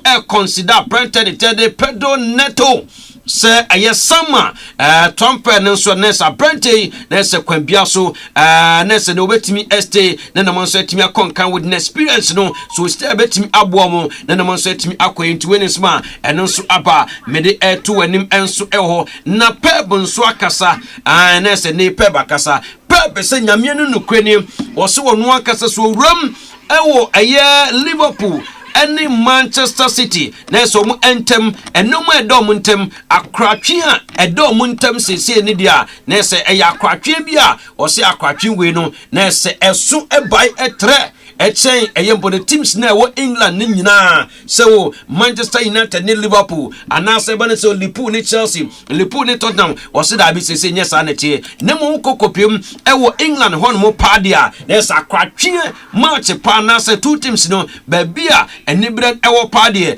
enye team bia o eye team Liverpool and ape eye Manchester City so mu mienu de o mu Asia aya na anu ese papa ntweni sma eno so ababeto dwa ye de Emma on Asempa 94.7 FM 7 de eja ebebre nti Prof na apprentice ne tia de fan group me no ekasa de na se ya body se newly released na se oko Bayern Munich aso ya nessa apprentice nso na so owurai adwuma oyede ma Bayern Munich no echima na so osa abasobode enti ene ameno ekasai na so mbo na abaso enso ehonti weni sema enso etim aba yede ema on Asempa 94.7 FM ejusini de etoso na de etene owura ne din ede Thomas Frank ozise say de nessa heading ayedin ede amman ni team that's a Tottenham Hotspurs enoma enkoye emfama because o tekili the crown nessa atia na Ebu City eba show mu eyempo nessa kamia no momba betete enu achi nso omo ekodru nessa Manchester United aso no eno nso ebukem wo se adwuma ne de oye bia de se de no mo nso betimi akonkan bataya na ekodu ope obohu no nessa ja emfa no run tin edi eyempo no nessa howi akasa ninsmo okanya ne se wo se timane teni Newcastle United nyamienu nukweni nansen emfa woko eye Europa nese na ajiegu enu achi nso ono angasa bebe piem ewo pie nso a nese ja ajigu ebasa nese ehadwen enti weni sma uru ayi nese edi enso wode etudwa sempo no eya hadwen edi ama ono angasa ni target ni sa afi enkempo nese Chelsea ekoso ewo yipia no nkono so betime agya na so betaja obekom no obekom kono oyeye ya ode tare na why but yes still adwuma no de woso ono angasa enese fato ono akan but obekoso a anso ayadwuma no edi ama Newcastle next especially fans no momu so hu say yes ono ena gina ne naso ono na adwuma no esepota sempo no obetimi aye na waye ne yenti weni nsema edi enso edi to head coach edi ma Newcastle United ono nso odi abanti professor we de mama infansia na pe minsane na mimrefi on Asempa 94.7 FM ti Prof aminyama na pe ento so ne hwede ekoso enso ewo pese say ya they say ejano egu eye that's a head coach at isu anese nedia na ono kwa no wato no wajahe ediato Karim Zito nti Prof mamenya infama okay I still Asempa 94.7 FM Sportsnite so no asogu so awotie no enche bia te gomwa German de share sedazi se ode yira amanoni tokro no emu na areas na niam esie ko amon hihya wodo a eno so 8% pp no but baby a wo bia hye no so am say ABC game o dial star 262 hash star 262 hash me patch pick 3 letters next take 5 Ghana cedis so betia win 1 million Ghana cedis dey na wo twen but more than that so do betia sa gym na the more I will play no and as I play more than 10 Ghana cedis I will increase win no a license by the NLA under the Caritas platform more than that so do betia sa gym we alphabet it me edit to chacha ABC game obeda the star 262 hash star 262 hash now I pick 3 letters now let's take 5 Ghana cedis kra na obeko nim e wase tem na fo nyesika botene na also odi apraprachi na boa e maniama etia koye di amount amesa fa nkaboyi entu anim Asempa eye community sports quiz and also is back again na community sports quiz no be de afidie no when she share so kokra mpemfo atumu nchene de ba na ese enya asemwa enti mesel community be na support malam anawo bawi anawo Santa Maria North Kaneshi Accra New Town Nima Kaswa Amasaman Ashama anase South Industrial Area anase North Industrial Area Odoko Domi Pillar 2 na fetema any teshi any Ashama ne hon kwani abenya modiada se odo obetian sa begim sa community si na anti community be na wo na modiada so betia be we need the ultimate prize and the bragging rights no anti we no where's na shani si kwa South Industrial Area for na ewini na say omo everything eye omo title na say na mebesi akọ catch action in life e was Asempa 94.7 FM so we na best our life e Facebook so na sa ko YouTube so every Saturday from 10 a.m. to 12 noon and essential so create ebetiaba and the communities no be battle each other for supremacy e Jumedi FM Asempa FM community sports quiz. There will be lot of amazing prizes ebetimi wini grand finale nim na wrestling message here na say audience so ebetimi asaba enti bomodian so be following social media platforms no so na hashtag no Asempa sports quiz Asempa sports quiz na odo ho agim Asempa FM community sports quiz me patcho synthesis tank na teach them say strong ana esa tough bomodian say also obetimi follow na wanya the feeling of the Asempa FM sports quiz ebe de pa dwedi ba kwa ebe de pa yeton sadia fu bia se onfana ni nchira se niamwa ema niama 822 yi e won miti wemu ene sponsor CBA teachira boa ema yedi dwumedi ne etiansa brew enti gomo jama de chewa ha die na emse Karim Zito dwumai has the end ho but say da mu eyi masote se Karim Zito betiansa ba back na wasade eye dreams asa beje the third MTN FA Cup no said dreams mo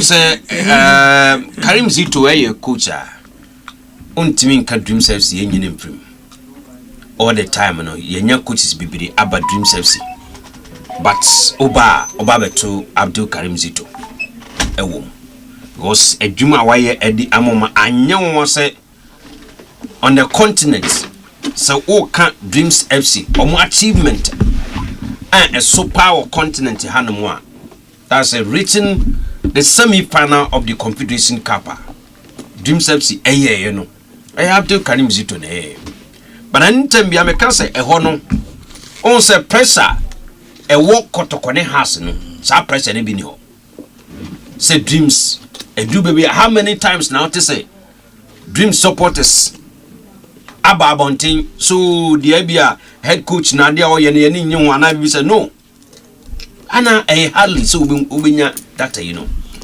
and Kumasi Asante kodokode ebeba na menitwa interview bia Abdul Karim Zito o say na mienu nukweni the exit of Abet Amwa emra Abet Amwa ne kono wankasa ye ne ya no boa eha no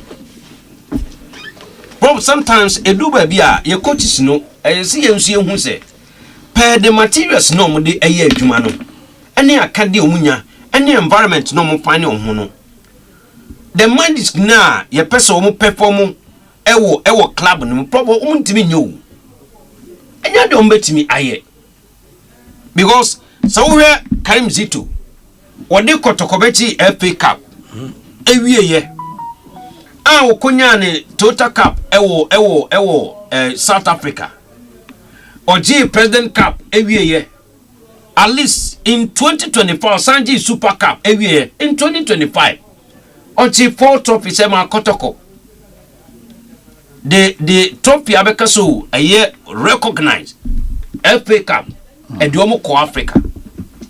Oji we nyina wie na pro ba so e so to bi e ka ho abetamu okoye abetamu de ko abetamu okoye no o be ka senya abetamu nkwa na e play but player no ye hu ne se no okuta kotoku team no abetamu okoye kokotena bench to the sense about no kwa wa mobi okotuna Ali Benghazi e wo Libya wa mobi ewiachi no emna abetamu ba enena ayi Prince Yewusu eka osi we shouldn't blame Kotoko players no kwa blame na nya nkwa because say abetamu say no I have faith but I say otinam edible as against Aduana Stars ayi Stephen Anochibedu atonie and what dinner and what ni ode beba no we have faith obeda akọ ana I just say expectation yedema clubs in province yeteso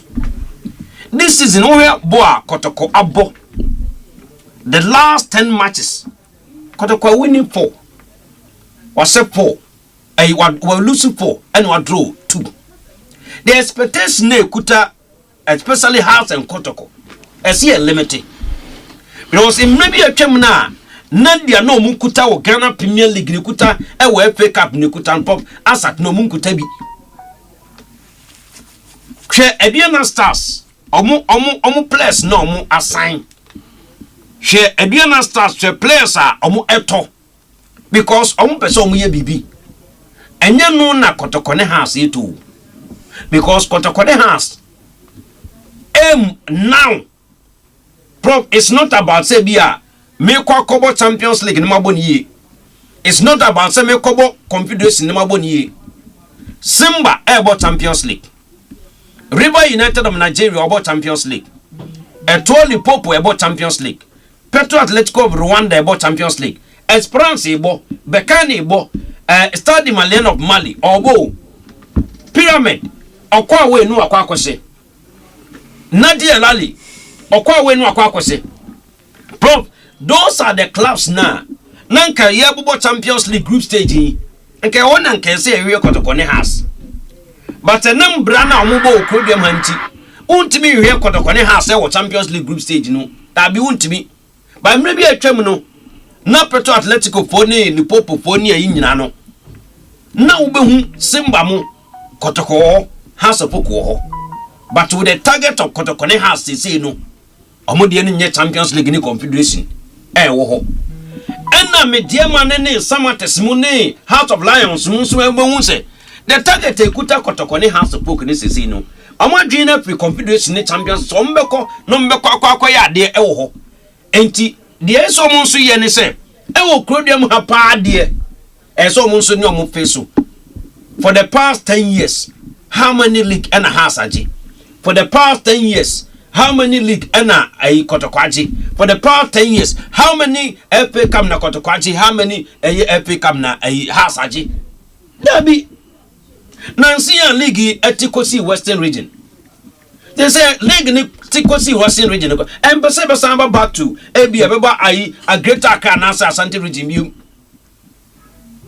Samates ai mediama ji no ana Samates be ji go start aji say ai mediama Kwen nam so no winning the gap by 8 points no Prof or the Beji Ghana Premier League ye Kotoko ne Hearts one of more.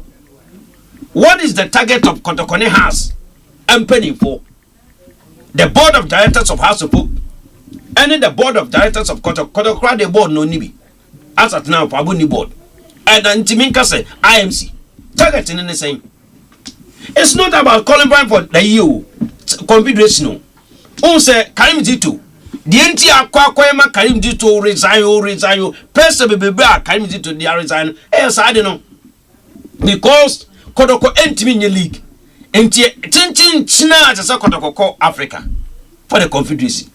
But Timo ekuta Kotoko ensu nye tima Prof or the Confederation koko ekoko perform ho.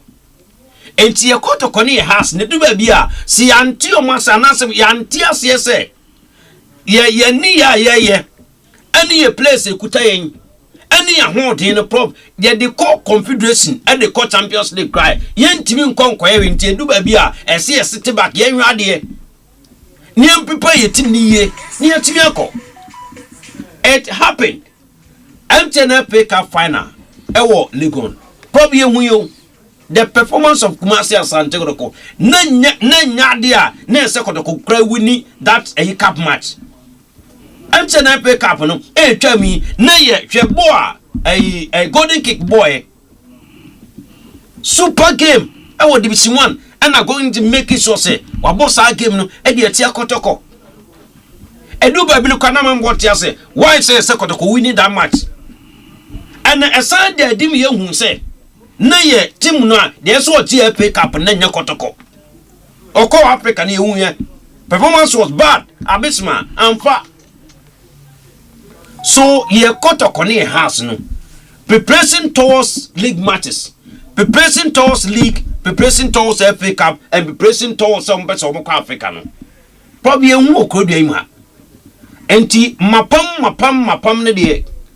ogum ye pamo no ye bo ogum koye ana pathways didi draman ono so koye ye coaches ne the more coaches ne ekono emine sen e de Kotoko ne house because so ma Ali Bengali to me be fa o top striker ekot na ho a wa mra wa mobo na so peska ntu ja ne maneko na nei coach na ntimi amfa wanye FA Cup nti wo si coach ne nkwa Prof another coach will come player bi obepeja say won say player obepeja Kotoko ne wan samba obeko nti so no nso kwa coach na obeba no ye be won say coach won so nya de nti ye so okọ Kwame Poku koye Kwame kobae no pranko a ye nyina nim Kwame Poku ebnebo na obo no enye fully fit Kwame Poku emra na Kwame gina ne naso ye hu ye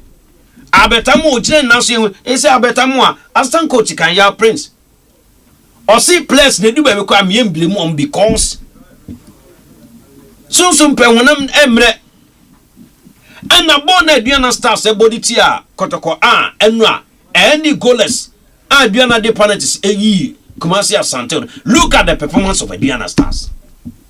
Aduana performance no enye bad sa. So all the time biano e just say clubs ni ehu ade o mankasa epe. Se mo hu ade ankasa all the time bia mo pa mbekọ so apam coach sa. Hemidiema Moses Parker say me pese me kwa Africa. Enti me pese me prepare me team ni ye. E wo mu say Kotoko team no eye team a te say House and Kotoko de da bia umpe defeat. E wo ho sa na tie. Every country bia kwa those big clubs no omunya time emfa ma. But Prof the ten say the management of the two clubs in so e do ba bia the target na mo say so e so mani so no. E so mo so pegem. Because se so management no ho be hu na coach ko. Management ho be hu na coach ko.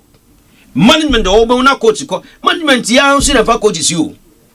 Management omo anso na fa coaches enti sa anko yi anti ko mo so nko ana. Anambwa. Because any of the currency to the job at amwa so onko ni biu. On the job enyo no. So sometimes mom say no say na supporters ni bi any abre coach ni so na say do ba bi a supporters ni di o mani bi nso be ko management so because the coach ba no ko a ni nyina no e kire bibi because the quality na coach na use di aye adwuma no quality ni Prof na say wunya e ho. And Abdul Karim Zito me edu ba bi no me hu ni clear.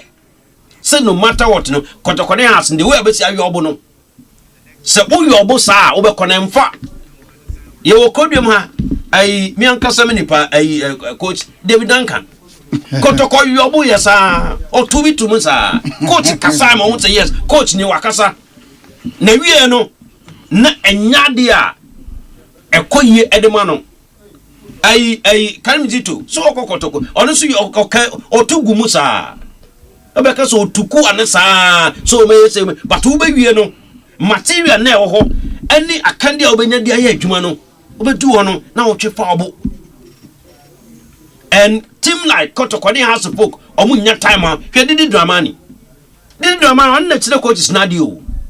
Coaches no on the show man, but coaches no beats Esiano Bono from Omeka chose a classroom now, which I and so on the field of play. You bet you say this is here. And 2 months a woman employ coach no ebeba, but materials in yet. She did buy house of pokey, player crown this on team top. Quality no continue to because house of book management I am a banner that so management for no that's what you about coach never call.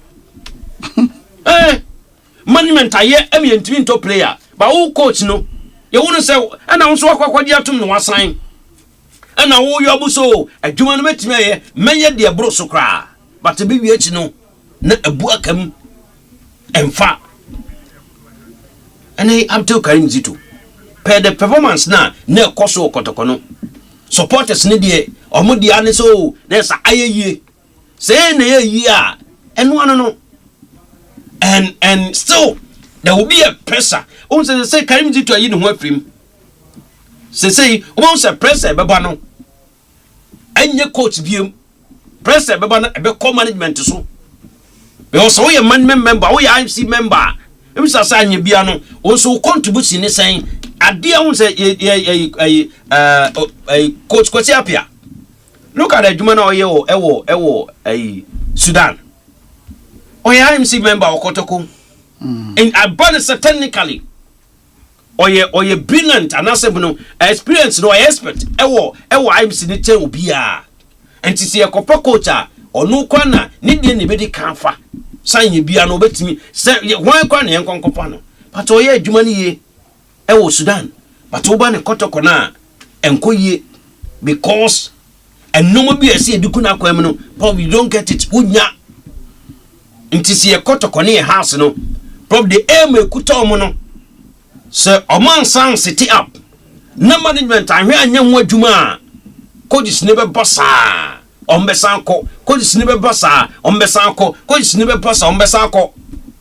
Because say MNC FA Cup. MNC Ghana Premier League. Ne hunso yoga. And say Crown League in FA Cup ne league in the community. And to be there, me hear Kotokone has especially Kotoko. Omo match against Heart of Lions. El Pando. There was a conversation because between Abdul Karim Zito Nebas. Me want that conversation and say, that's a bit to me about. And the baby coaches need you among common. Press a call so and the baby in now. Na and then 7 in an on Babon Team Abeka. Be on Timinka. Abdul Karim Zito. Also from about 2 months ago. And a coach he cast on 1 year no see on me from me bag and me no man runs home. And yet be a day. Me from me bag and me no man runs home. And yet day sa to swamp and had no. So coach Bekase be a place a prepra. That be won't say. Coach Bekase place a call. Won't say and the same thing you want the target ne kutaya problem. He be bread. Ye teams no ebe the power because so you kwanya teams ni be first perform Africa pyramid Nansia and the two baby MCC kasema ye teams no adeba kwa me sikasem pa say high teams ne pa because quality no better no sika ni ho na wo sika better mo be wie na hu sika tua na kwa na sa akwa de ye de play na kwa na bench enya dia Nesemuno ebekoi. So as at now, this season won't complete say commercial Santigro target no to meet League Naira FA Cup and so as say FA Cup ready. Na chikwa de ehum yenim kotoko team ni enim baby FA Cup no baby na nam sisi because edua na yomo prim. Enti kubisa say coach ben en esan be for kotoko biom and as at now so pe coach so pe coach I'll be pro team ahead of next season. But this season there, probably doing next Aika. But the management of your big clubs, you know, a do baby, I'm say this is Sinibi Honomo take care. And Momo, Ubi say at least Coach Karim Zito with the lines of our Betamwa Nimuni say Onyane call the team and now simple those are in Ebuana. And Casatuna Nisa League, a medium matching 8 points. And the coaches no so problem. Some more teams no soon casa. to minim say you be call on my bo as a player on him there. But it's one kasa obewie no. E bisa question wontimi nya no. Obewie no press and be to so a. Na so wontimi nsom. Because when no probably class a pressure. And a man did coach Abdul Karim to resign. One kwa be pamuni bia. Won se sa dey we sa na ti o. So one kwa ne enti anya bia Prof Abdul Karim Zito na the letter na dey come IMC chairman. Enti no court na for my wia be pema nwumrei a didi ekura na onidi bi no. Originating letter no na no ode ko anase den. Hey about coach one kwa be pamuni bia. Eno na yetim one kwa ye be pamu no ebi nie. Okay. But yeah, can we now no? Do you understand? I qualify for the next stage. Yeah, Mama Baso. Whether you like it or not, the rivalry between Adriana and Kotokono has a lot of connotations. Anytime they meet, Ayana a way beyond expectations. These two clubs are a traditional owned clubs, and the long-standing traditional feud between Domamai and Asante Maino goes a long way to affect game ayana diana Kumasi Asante Koroko Ebo. Whether I say Ekoso Ewo Doma and I say Ekoso Kumasi, you see the passion and everything ignited in the two teams and almost support base now, because some of you say Ebia the traditional rivalry no and they Domane Asante Maino na nko physically and physically too. The only time media settled the feud and I said the supremacy no, one of the moments in the battle on the football pitch, which Kotoko represented Asante Maino, fi Adriana also I represented Domamai. Into anytime be as I gave because of Biano ayana ayadea imu edin ye papa for Adriana to be the reason Kumasi Asante Koroko any part of the FA Cup or many beji ye papa for Kumasi Asante Koroko to sit back and say they didn't lose to any other side but Adriana but House of Oak how ye papa and you will see tensions flying around and flying over all the time. But the more coach Choba Arestica, but more Adriana and paying for Atapukwene, the management team, you can see clearly say they are going to a certain direction. Bia say Omunya they needed support and they needed finances. Adriana can rise again and possibly win the league and do well. Africa BM and so Sanemo will be to me when we take projects and I say process be like this. Yeah, now we have this minimal resource no to keep the spirit and the motivation high, and Adriana couldn't have asked for any other way to keep our spirit afloat than say omube a club or no more that long-standing traditional beef out of the competition. And see, the Adriana, the Tapuku, the coach Choba Arestica, especially Obitenu Tapuku. It buys him a lot of time within the Adriana support base, and what he wants to inculcate in them. I am telling you, so Kopimo Doma, if say we supporters bear 10, the fact that he has lived and stayed most of his childhood and adult life Kumase, cutting the teeth as a professional journalist Kumase, got the national attention Kumase. Now obe PM Adriana for the fact that Nema Amiye Domani. Now I attached to Adriana Football Club for some time now. Say Udi ni pabe 10 penasem because of baby or free band, not personality. I am happy set to say Meneset na yawo that area open. And in how emotional the Doma fans are attached to Adriana Football Club. Anything say true and true asante ever close to Mutimiano Maninyo. It means say Atapuko for Jumano. There are a lot of people that will support him because they like him as a person. There are a lot of people that will support him because of person Adriana team ye. And there will be a lot of them that will not like him because of baby or free bano. And then having led Adriana to Doma to Kumase, no more going Kumase and take a I am telling you, say now we need 10. A mobile 4 to 5 will switch and start liking him. And that is how the thing is. So for me, I am very happy for Bitse Atapuku. Ebemanu a lot of time to bring on board anything that he wants to do with the Diana team. No, Senko Lucia, trust you, me born wa mobi there. But he would have been the first person pressure be kono so kesepa. Considering factors a war ne ho as a person or did Diana team nanim no.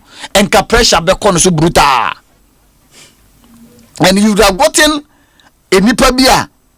Ombetimi asechira catch or say or the team that kwakwa sacrifice team no kumase because of person kotokodim kodim. As my American Prof say unim the Ashanti Doma traditional rivalry, no, how deep it is. Duana team ni kakra, supporters ni kakra, unti omasi how omuhu kotoko when it comes to Duana. As my maker, you might not understand, you might underrate it. But so unim now bang. Now how omu react when it comes to Kumasi and Tekorokwa. You will simply grasp what I'm trying to put across. And why I am so happy for Bitse Atapuku. I would always want the young administrators to be successful. Elekalaji Dede, Paul Anyaba, Atapuku, Freduamu, young boys now, watch football muno. I would always want them to be successful because say omono is successful and omo take over from the old age now. If you say ebi omo way of doing football no a bit in the olden era no na new boys now eba no the dynamics of football administration. I say in terms of publicity, in terms of media, in terms of sponsorship, any BBA will come on board. It will be that type of. I am hoping and praying for him say Obetimi is successful. All the talk that he has done on the radio, Agbasa practically Obetimi put it to use. Obetimi it monakamu. I am always hoping and rooting for them say Obetimi is successful. So for me, I do not quite PM the next phase of the competition. Akesifo ni free mono. It gives Akesifo kakana opportunity. And then the zero no so Obetimi akọ along with. I do not you come as Sante Koroko free mo. I think they say first no Monday bono. Ya chem northern sector for teams ni be share na southern sector for no teams ni so share. Eko mani mo. I do not you come as Sante Koroko e dey free mo. Who amongst the clubs na aka e wo mo sector ho no. And na say nye the football shocking results na be ni bia. Yakobo game no analyze the bia na say connoisseur of the game bia no ebetimi aka society no ebe ye aduana dey film. Aduana will always start every match bia no as favorites. They came into the Kotoko game as underdogs for the fact that na omobo e Kumasi nti no. Once they've been able to clear that hurdle, they have a very smooth path to victory. So I am sure they can get to the final. Yemo coach Choba Arrested Kabaso, Yemo Adriana team Nabaso, Yemo management Nabaso. But Kumasa Sante Korokodi, I am not shocked with the reaction now Ebano. Medikia can from Adriana's point of view and why Atapuku and Adriana team I'm happy for them. And the same way and I'm not too surprised with the reaction now Ebano. And funny enough for Kumasa Sante Koroko, na omo next two games, are very crucial games for them. One against a club that a traditional long standing beef with. And about also they are football rivalry and the in Heart of Oak. Kumasi and Tikoko biggest football rivals Heart of Oak. Kumasi and Tikoko biggest geographical rivals Adriana. And now more two successive games against these two teams. Oba Lucy Bako, whatever happens on Sunday, say Uncle Far, it will escalate more. But say far, ebe come tempest down kakra. Now for Martina say how they can navigate the rest of the season, you know. But then the reaction, the anger, the anxiety, the woman is expected because almost two games now no games are it's not just a normal football game that you can just sit anywhere and say oh a football match near, but no, it goes beyond football games. It has rivalry, it has pride, it has bragging rights, and anything be in it, and they cannot sit down and lose. And you know what? They must be a bit dangerous. The next coach or the Kotoko has game no. He will be under a lot of pressure. The next coach or the Kotoko Ebeko has game no. Because look, the head coach was free muko because of pressure against one of your rivals. The next step now, but a very short time. Are you going to work on the back of coach? And now say you're going to act like Michael Carrick and inculcate one kasa or philosophy within the shortest possible of time. Eti coach now or the call the next game, no. Something that can do or undo him.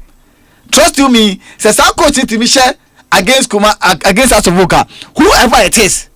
Supporters and even within the management would want to give him time to see Obetimi IBB in the season because so much hard to vote there. Then let's try and see if Obetimi carry on to the end of the season. So one team and Shazo a castle on your career for Kumasa Sante Koroko, a very short span and be 2 weeks near Sako before Edinburgh because when it mattered most, you could not stand up to be counted. And to me say assistant coaches anywhere some of the times head coach ne kwankwane na assistant coaches ne because most of the times omoba aya na omo na de omoba by hasem ye na entire NC no coach Karim Zito minim if the assistant coaches na Kumasa Sante Koroko Hamza Obin any the other man now or granted interview say omo na de Prince Yao Prince Owusu coach Prince Owusu minim say ono any Hamza any day Kumasa Sante Koroko chia team wa your friend say hard to voka and now say mpayinfo do people forever as quickly as possible. Almost say going for normal the once but Prof Kumasa Sante Koroko rule a territory where the next 2 weeks it's either going to be very chaotic for them and now say the results against Atovuku might help a bit to calm tempers down. Nah, results no saying. I'll be very shocked if I have to work Kotoko Kumasia. Kotoko has to go be a team but has team na me who amono. Enye team bit me Kumasa Sante Koroko Kumase. Omo you bet me I keep Kotoko at bay and keep them away from scoring them because of home defense and goalkeeping department how solid and robust it is. But pass had to work Kumasa Sante Koroko Kumase Nyankoba na kwesi ada de. Se me twa bet ya and I say me two be for men some for this can Kotoso has Kumasa Sante Koroko. Probably it might be a drawn game and I say if there will be a winner a slim margin win for Kumasa Sante Koroko on Sunday. But we'll water off the cracks na akora krana amakumasa Sante Koroko asum etimi adwo say Pascal dia trust to me the next 2-3 weeks will be very chaotic in Kumasi any Kumasa Sante Koroko setup na ankasem na anhwe na edensem bebre dia ba ma menko amana nsem num kakra bi na person ka ko Olympics ansan Olympics okay thank you Olympics two fans top fans management members and I reside the same time no krani nyame ni say uyo be a Ghana football edawa come so now to the system and the setup of Ghana football there are some clubs whether you support them and as I want support them you would want them to do well because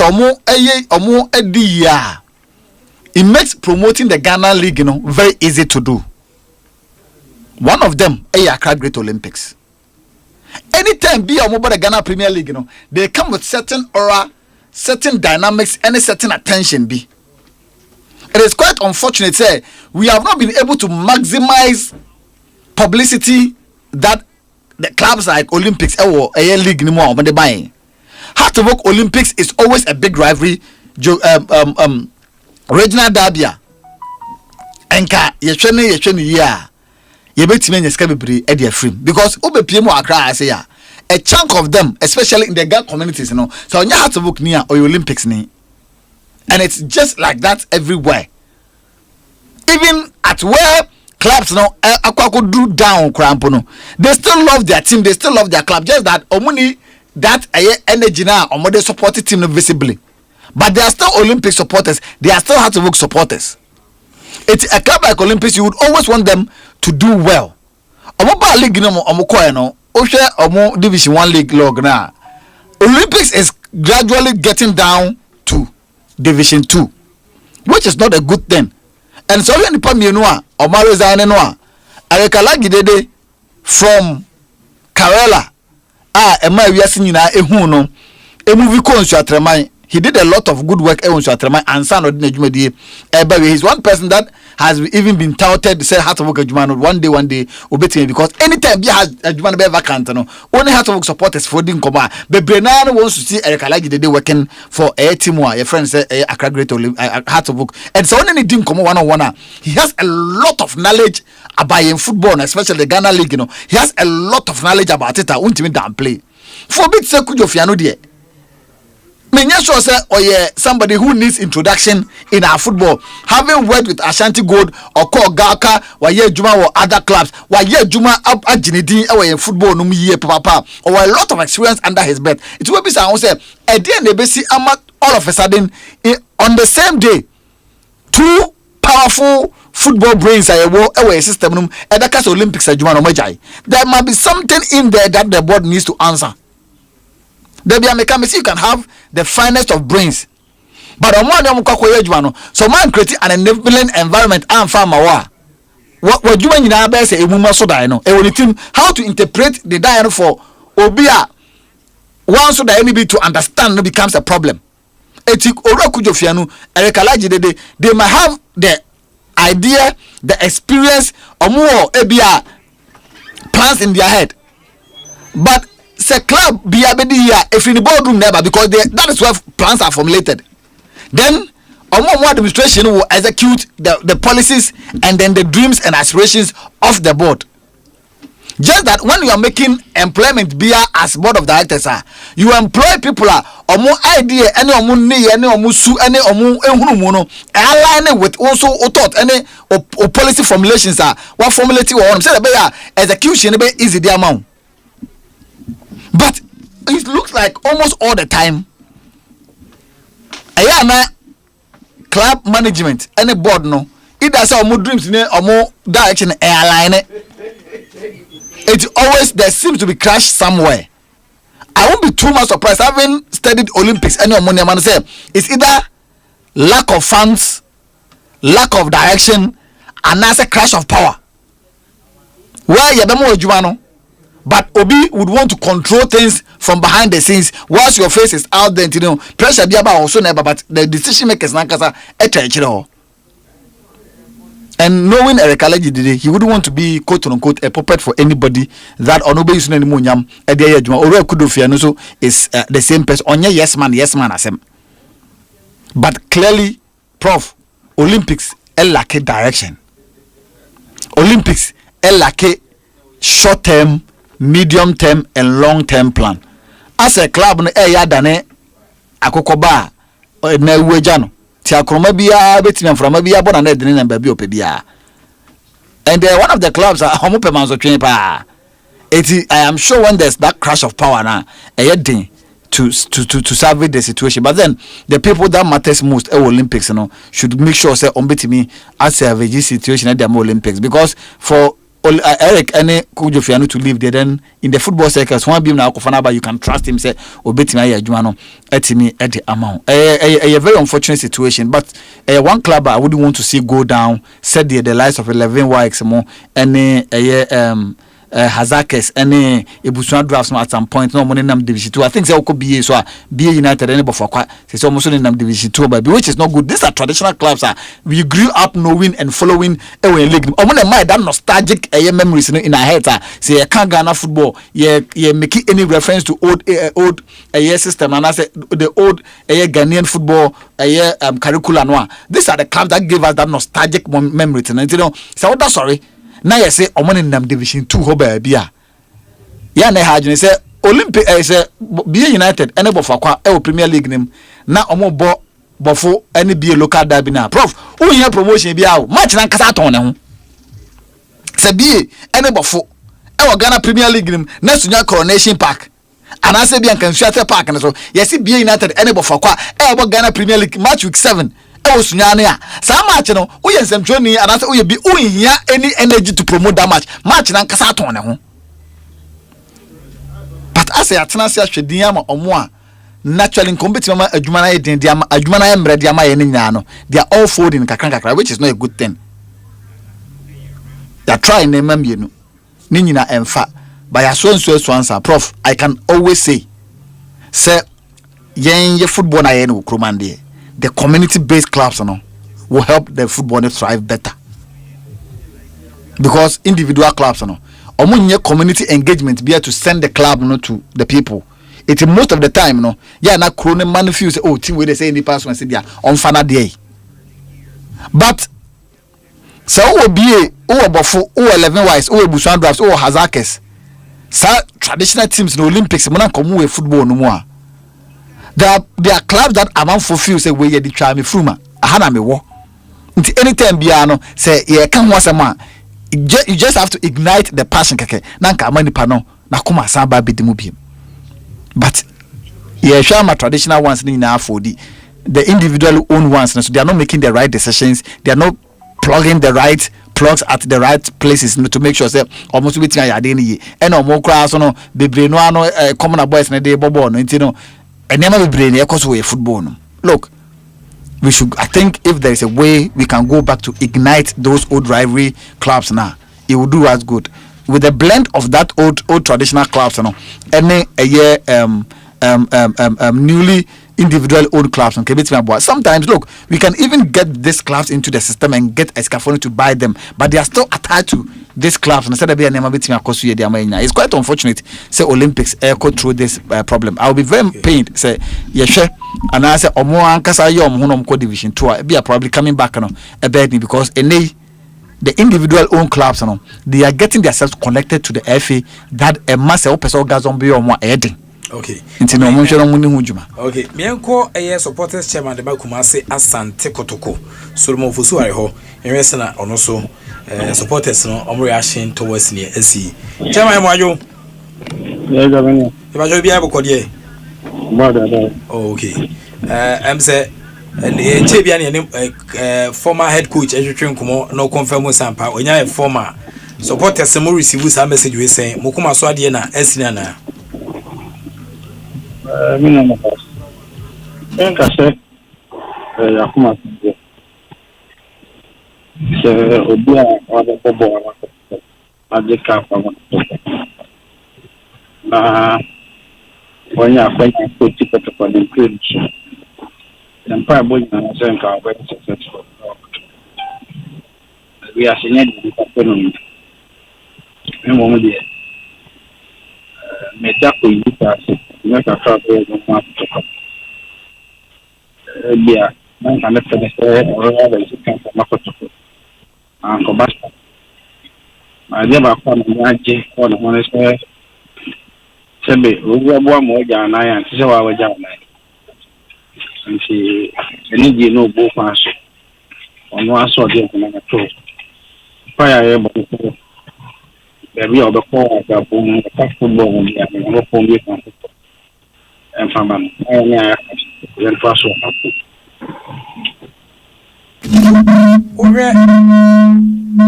Ore sana niama esi akona ehfa na motie kire mo fo se oha no wo ni fi je technical team no coach na assistant no mo maka oso mu nyina akọ oma ko yi to pa o se ma assistant coach no o se pam de ka no mo nyina na okay clear box na okay kan ba fa san ai team Koji tokoi mo expect say Prince ya usu so beko. O kwa remember. Wow. Uncle assistant coach beko. But club no a record of assistant coaches are almost so timi eboa maniama timi ko yedi ma more especially say mo go share house of oki. Enya assistant record assistant. Oh. Baby amadu yi any say na moniama city eno so fe say sankofo kwa coaches ben de betia adwuma no. Me da imagine no be see say me makoto complain on shop coach. Obi ampe coach bi na on share the man na ya mostly ana prepare na say FA Cup na ya trim no protocol senior na e bi o aka leg kwa 8 points between protocol media. Very, very difficult. Possible, but we are just saying maybe nti yenso he da form is here yenso afiase nti ebesi bia kotoko supporters be bia to so better so mo nyina abeko na ya pro bia mana rechi na ya bo match na aka na yewia na ya ka kan ni se pepe o pa coach bia sisi ya be sa ya fon so bio mo se ya fon atwa so anya de be boy si e se yẹn problem ti fẹ́ ti wọ̀ na technical team yẹ ọmọ na o kéde yàn rẹ̀ sọ́nà yẹ kàn yà rẹ̀ ọ̀sẹ̀ mpa ẹ̀nà mẹ́kẹ́sẹ̀ náà mi yẹ nípa náà mi bọ̀ bàtí abasa ẹ̀sẹ̀ kọ̀tọ̀kọ̀ support ẹ̀sìn náà sẹ́ sáà football tiẹ̀ ẹ̀yẹ́ di ọ̀pọ̀ dẹ́bi àná bẹ̀yà ẹ̀yà kẹ́ǹsì ní ọmọ ẹbí nkúgbó bẹ́ẹ̀ bá dun be bi an je be ba nkugwa ba e de chi san ba ye hwese ono ma hwe gwa na ho hihye ntino ye be kan bom na ye hwe e kwan papa ye boligi wia ye be hye na na sizi ye wa ligi no ma ye de ho de ho ko e tenti ya ye nya cheso ntino na ngopo ya na da kwesi ya de ha so fuku e be yire ye ho na de wose ye bia ye ma ko supported omanage na ya wo manaje ya mi nsume ho misin kotokota potesa omdo makoma ene di omo wo nyina som kotoko na edu ba bia ne amankoyi omo na me pa omo cho se ankoyi omo fanche ya na ye hwe eza money Aduana Stars empuna ene mu coach ewo ho no empomadi ntwo sa kensim enti going to house of folk game no any sana situation sit here as much chimo ready da oh you have to put the number by say normal sabe so when have to put baba when you also people na babo sa match ni we akusu nti if you watch na ko e jesu na bobo ho apo ha so ko na tnawi e wi ya ko taso so okay and what can say if your chakwa dey say if your chakwa na modern yama begu akwamu ahead of the house of folk clash then I say bebo match house of folk match and then I go yeah dey bia wa say yeah dey support team no yeah be na dey support you know some management no so from dey bia so mo dey am so be and see nipa bia nso ya ni management to adwena e be yi ni se on hwe akire ma ye no e be shini nkran na ya ka na chi na de se bia abo amenko ni ye dia na ye ma me ye papa no kokko afọ me afọ amo fresh it ma che chiro mo Solomon Ofosu Ware we supporters chairman Edma Kumase as Sande Kodoko akwaye omo chairman yi ene sena nema esi koso no Igrashe se bi ho de mom e house of folk game him say bu abetu bia wo hwese na mesi koso na still despite na esi na no ase mu be share house 40 kra na oh ya na house yin think I say be share 40 but the person ne say you be bia yawa ya famu you know e be chama na fi hwa ya sha su kuka ababwa ama ya yaudi abafum nti me as a supporters leader no me de meeting bia me ne me executives ani kotoka kita ko nyina be kan bo ya title be na akoko e try kon wa hazo da kwese okay but what do I drink akamu a o se makoto konfa coach si a se omo fa coach bia o hwa coaches be na aka oga na ha mo betia form se ya de coach be ni magin ti aji sabuche de na se me to ya me win coach ho kra o coach adwene kra nya ma me tirim kra masa na maga se bia we ni betua coach kamenya na ka ye ni coach kra ba te nye intira say apart from be a requirement say can say can betim am captain e coach team no sa na make nti na me je say o de ye kan adwene mom na ye mprobi obehwe chira ma won na ye nhome kakra won okay ye nhome kakra na fe ye hwe baby a pese yekọ e wa abrabonum in terms of football onim se many asa okọ Pentecost asore dem a abegara bo pada o nti o se ye baby a yekọ na epe ho atade ne mpaboa so ye hu baby a yekọ a ye be fa atade bi afrafra wa hwe ya obeche kotu osoro but the phone obeche Valentine boot nti ye hu baby a yekọ so ho ya asore dem a na ye pese yekọ a ebe kire atade ne mpaboa o se de ko se ye ko market a ebe kire atade ne mpaboa o se de ko market nti me de me se ko to company for say omoma yentu e bo ase ayentra se as a family ayen hwe baby a yekọ ni empe ho atade ne mpaboa ore ne akoyi a na obi ka se kotoko asama plan ye for the season a obeja tum me can say I'm planning for the season because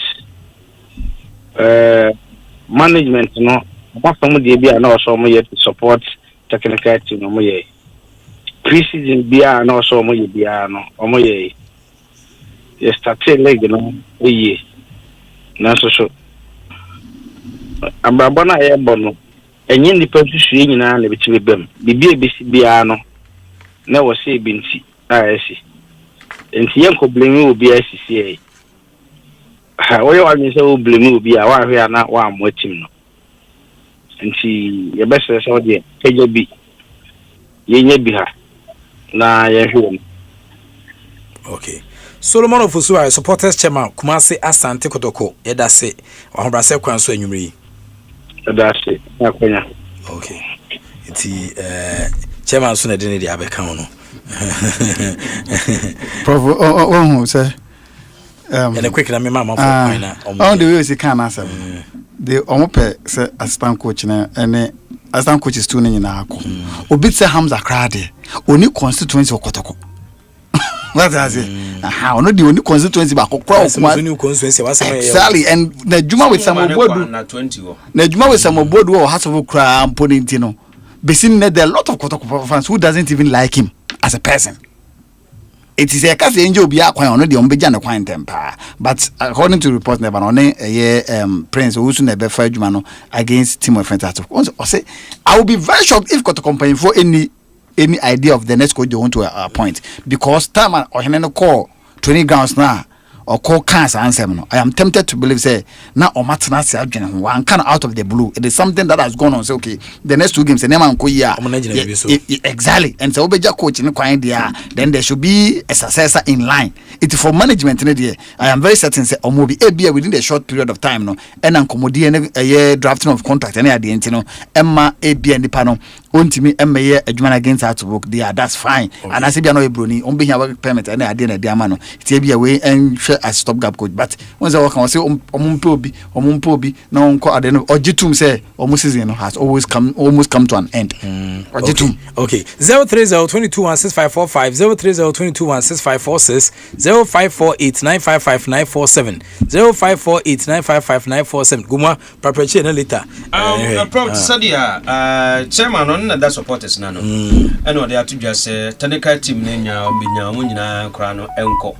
Also muhune say Zito nkuano any problem to Kumasi Asante and I say ban technical bench one more Zito nkuano any problem to Kotokubu Kuno with assistant ni bench ni nano say some konafe new hands to come and handle Kumasi Asante. Mami for be back line so hello Wale yes sir me ba chomo feeling enye yi kakra ha Wale lawyer net saying Bible me me di dem so mo ye bibia e boko na hwe ne e de na me afi yes bi I pass da man na go Bible me kan Wale mi de uche odoko supporters chairman ya ye ka se ma e cheche carry Zito omo na force no call omo pam no nye no de examination list by cause me ka se mo o tell you say so call dia e o say ye pam bi ka ho o ti so ka ji bisa or see a pump become a pump assistant coach no more can not just a woman a pump, but maybe can be a woman habit. The non will be also with them when you see me super permanent Nanke Kwambuku. Because the Kwambuku fast swap. Say, who the idea I can't see the enemy in Kawan from phone.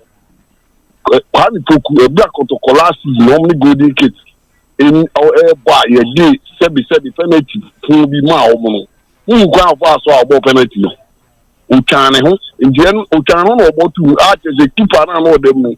The no experience keeper, and coach a ball, but the company for the supporters new year with me catching the penalty boy.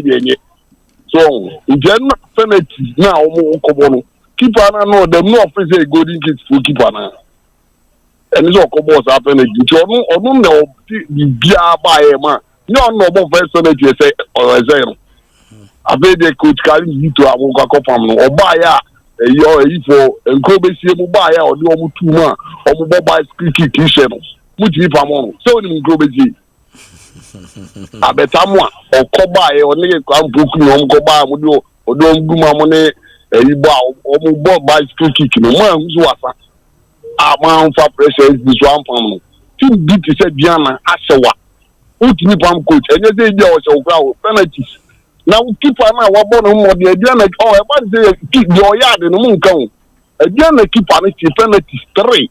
One captain also and I'm going to from what the crowd for the what you want a whole United shell 1 pound coach.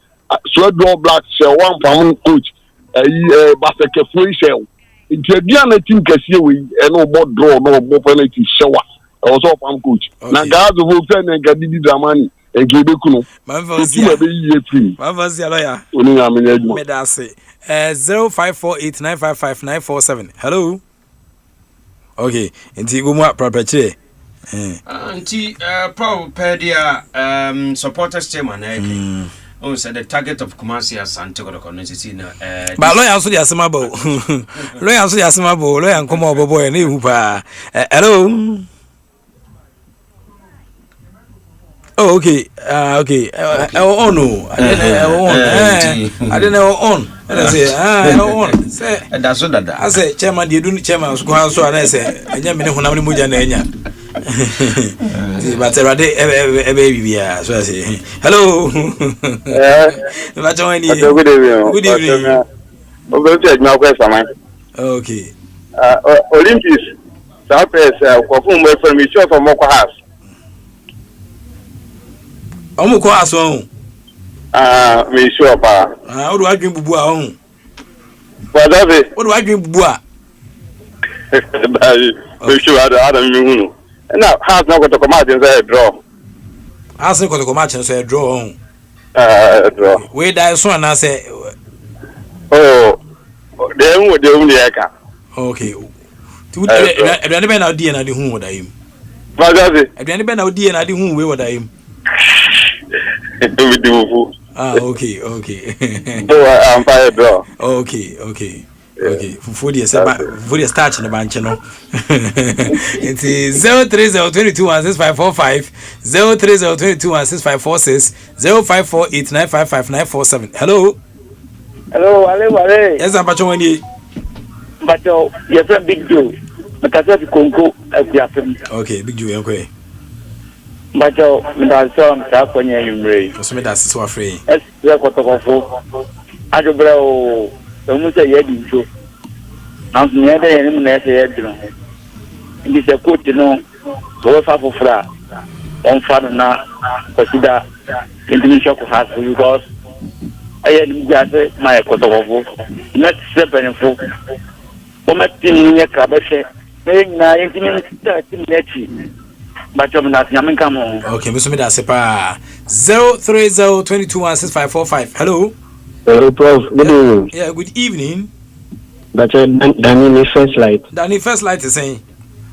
But meet you, but me not time on February. I need meeting me after. Oh, where are they? Boa Basson, Juma, Ukuni, Moye. Pacho, any so abas. But I call Kotoko as a minister.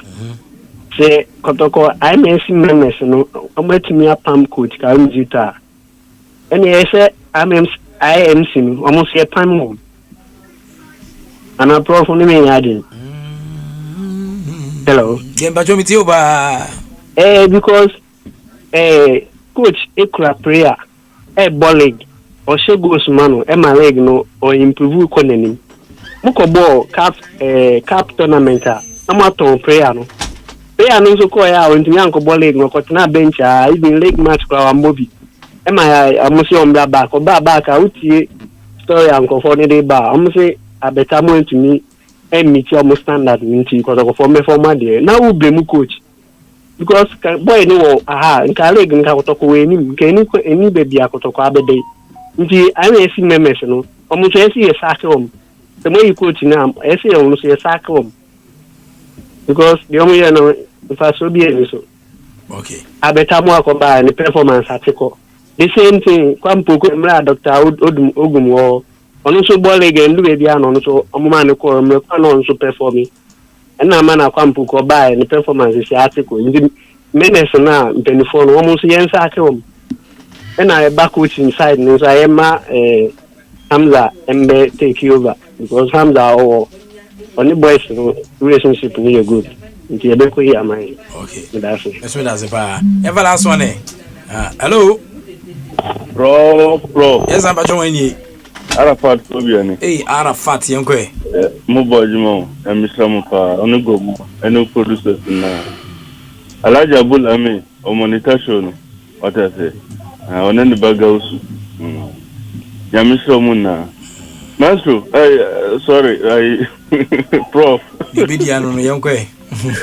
Prof, ya Mr. Muna. Dia me kana say kotoko fo no angasa no. Minim ajuna ba mutima ase omude pressure still say coach Zito pa de no aye enye Zito ya na last to de mo die pick up me don't know bia kotoko supporters na angasa to me bia me to mase what I say coach perform perform say na mo the pressure still sa se empam coach to say pa na kan Zito resign why na mo ko fa no what I say me no how to focus no wapo kwani Zito from them emede if the kumasi na ye kono Zito ni ho ye ko show mo what I say nti me no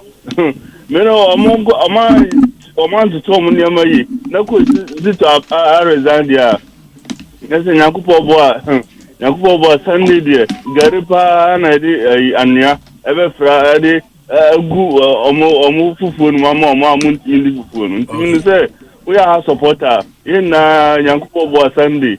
Ye ngada ni fa support no pa anko masine nko je 3 points no. Ni say House of Folk dey we friend mo pefra na alaji de bi awo bia me sunu good luck bi obeko bia. Me so say ta abranti as House of Folk mpenyu for esra mo.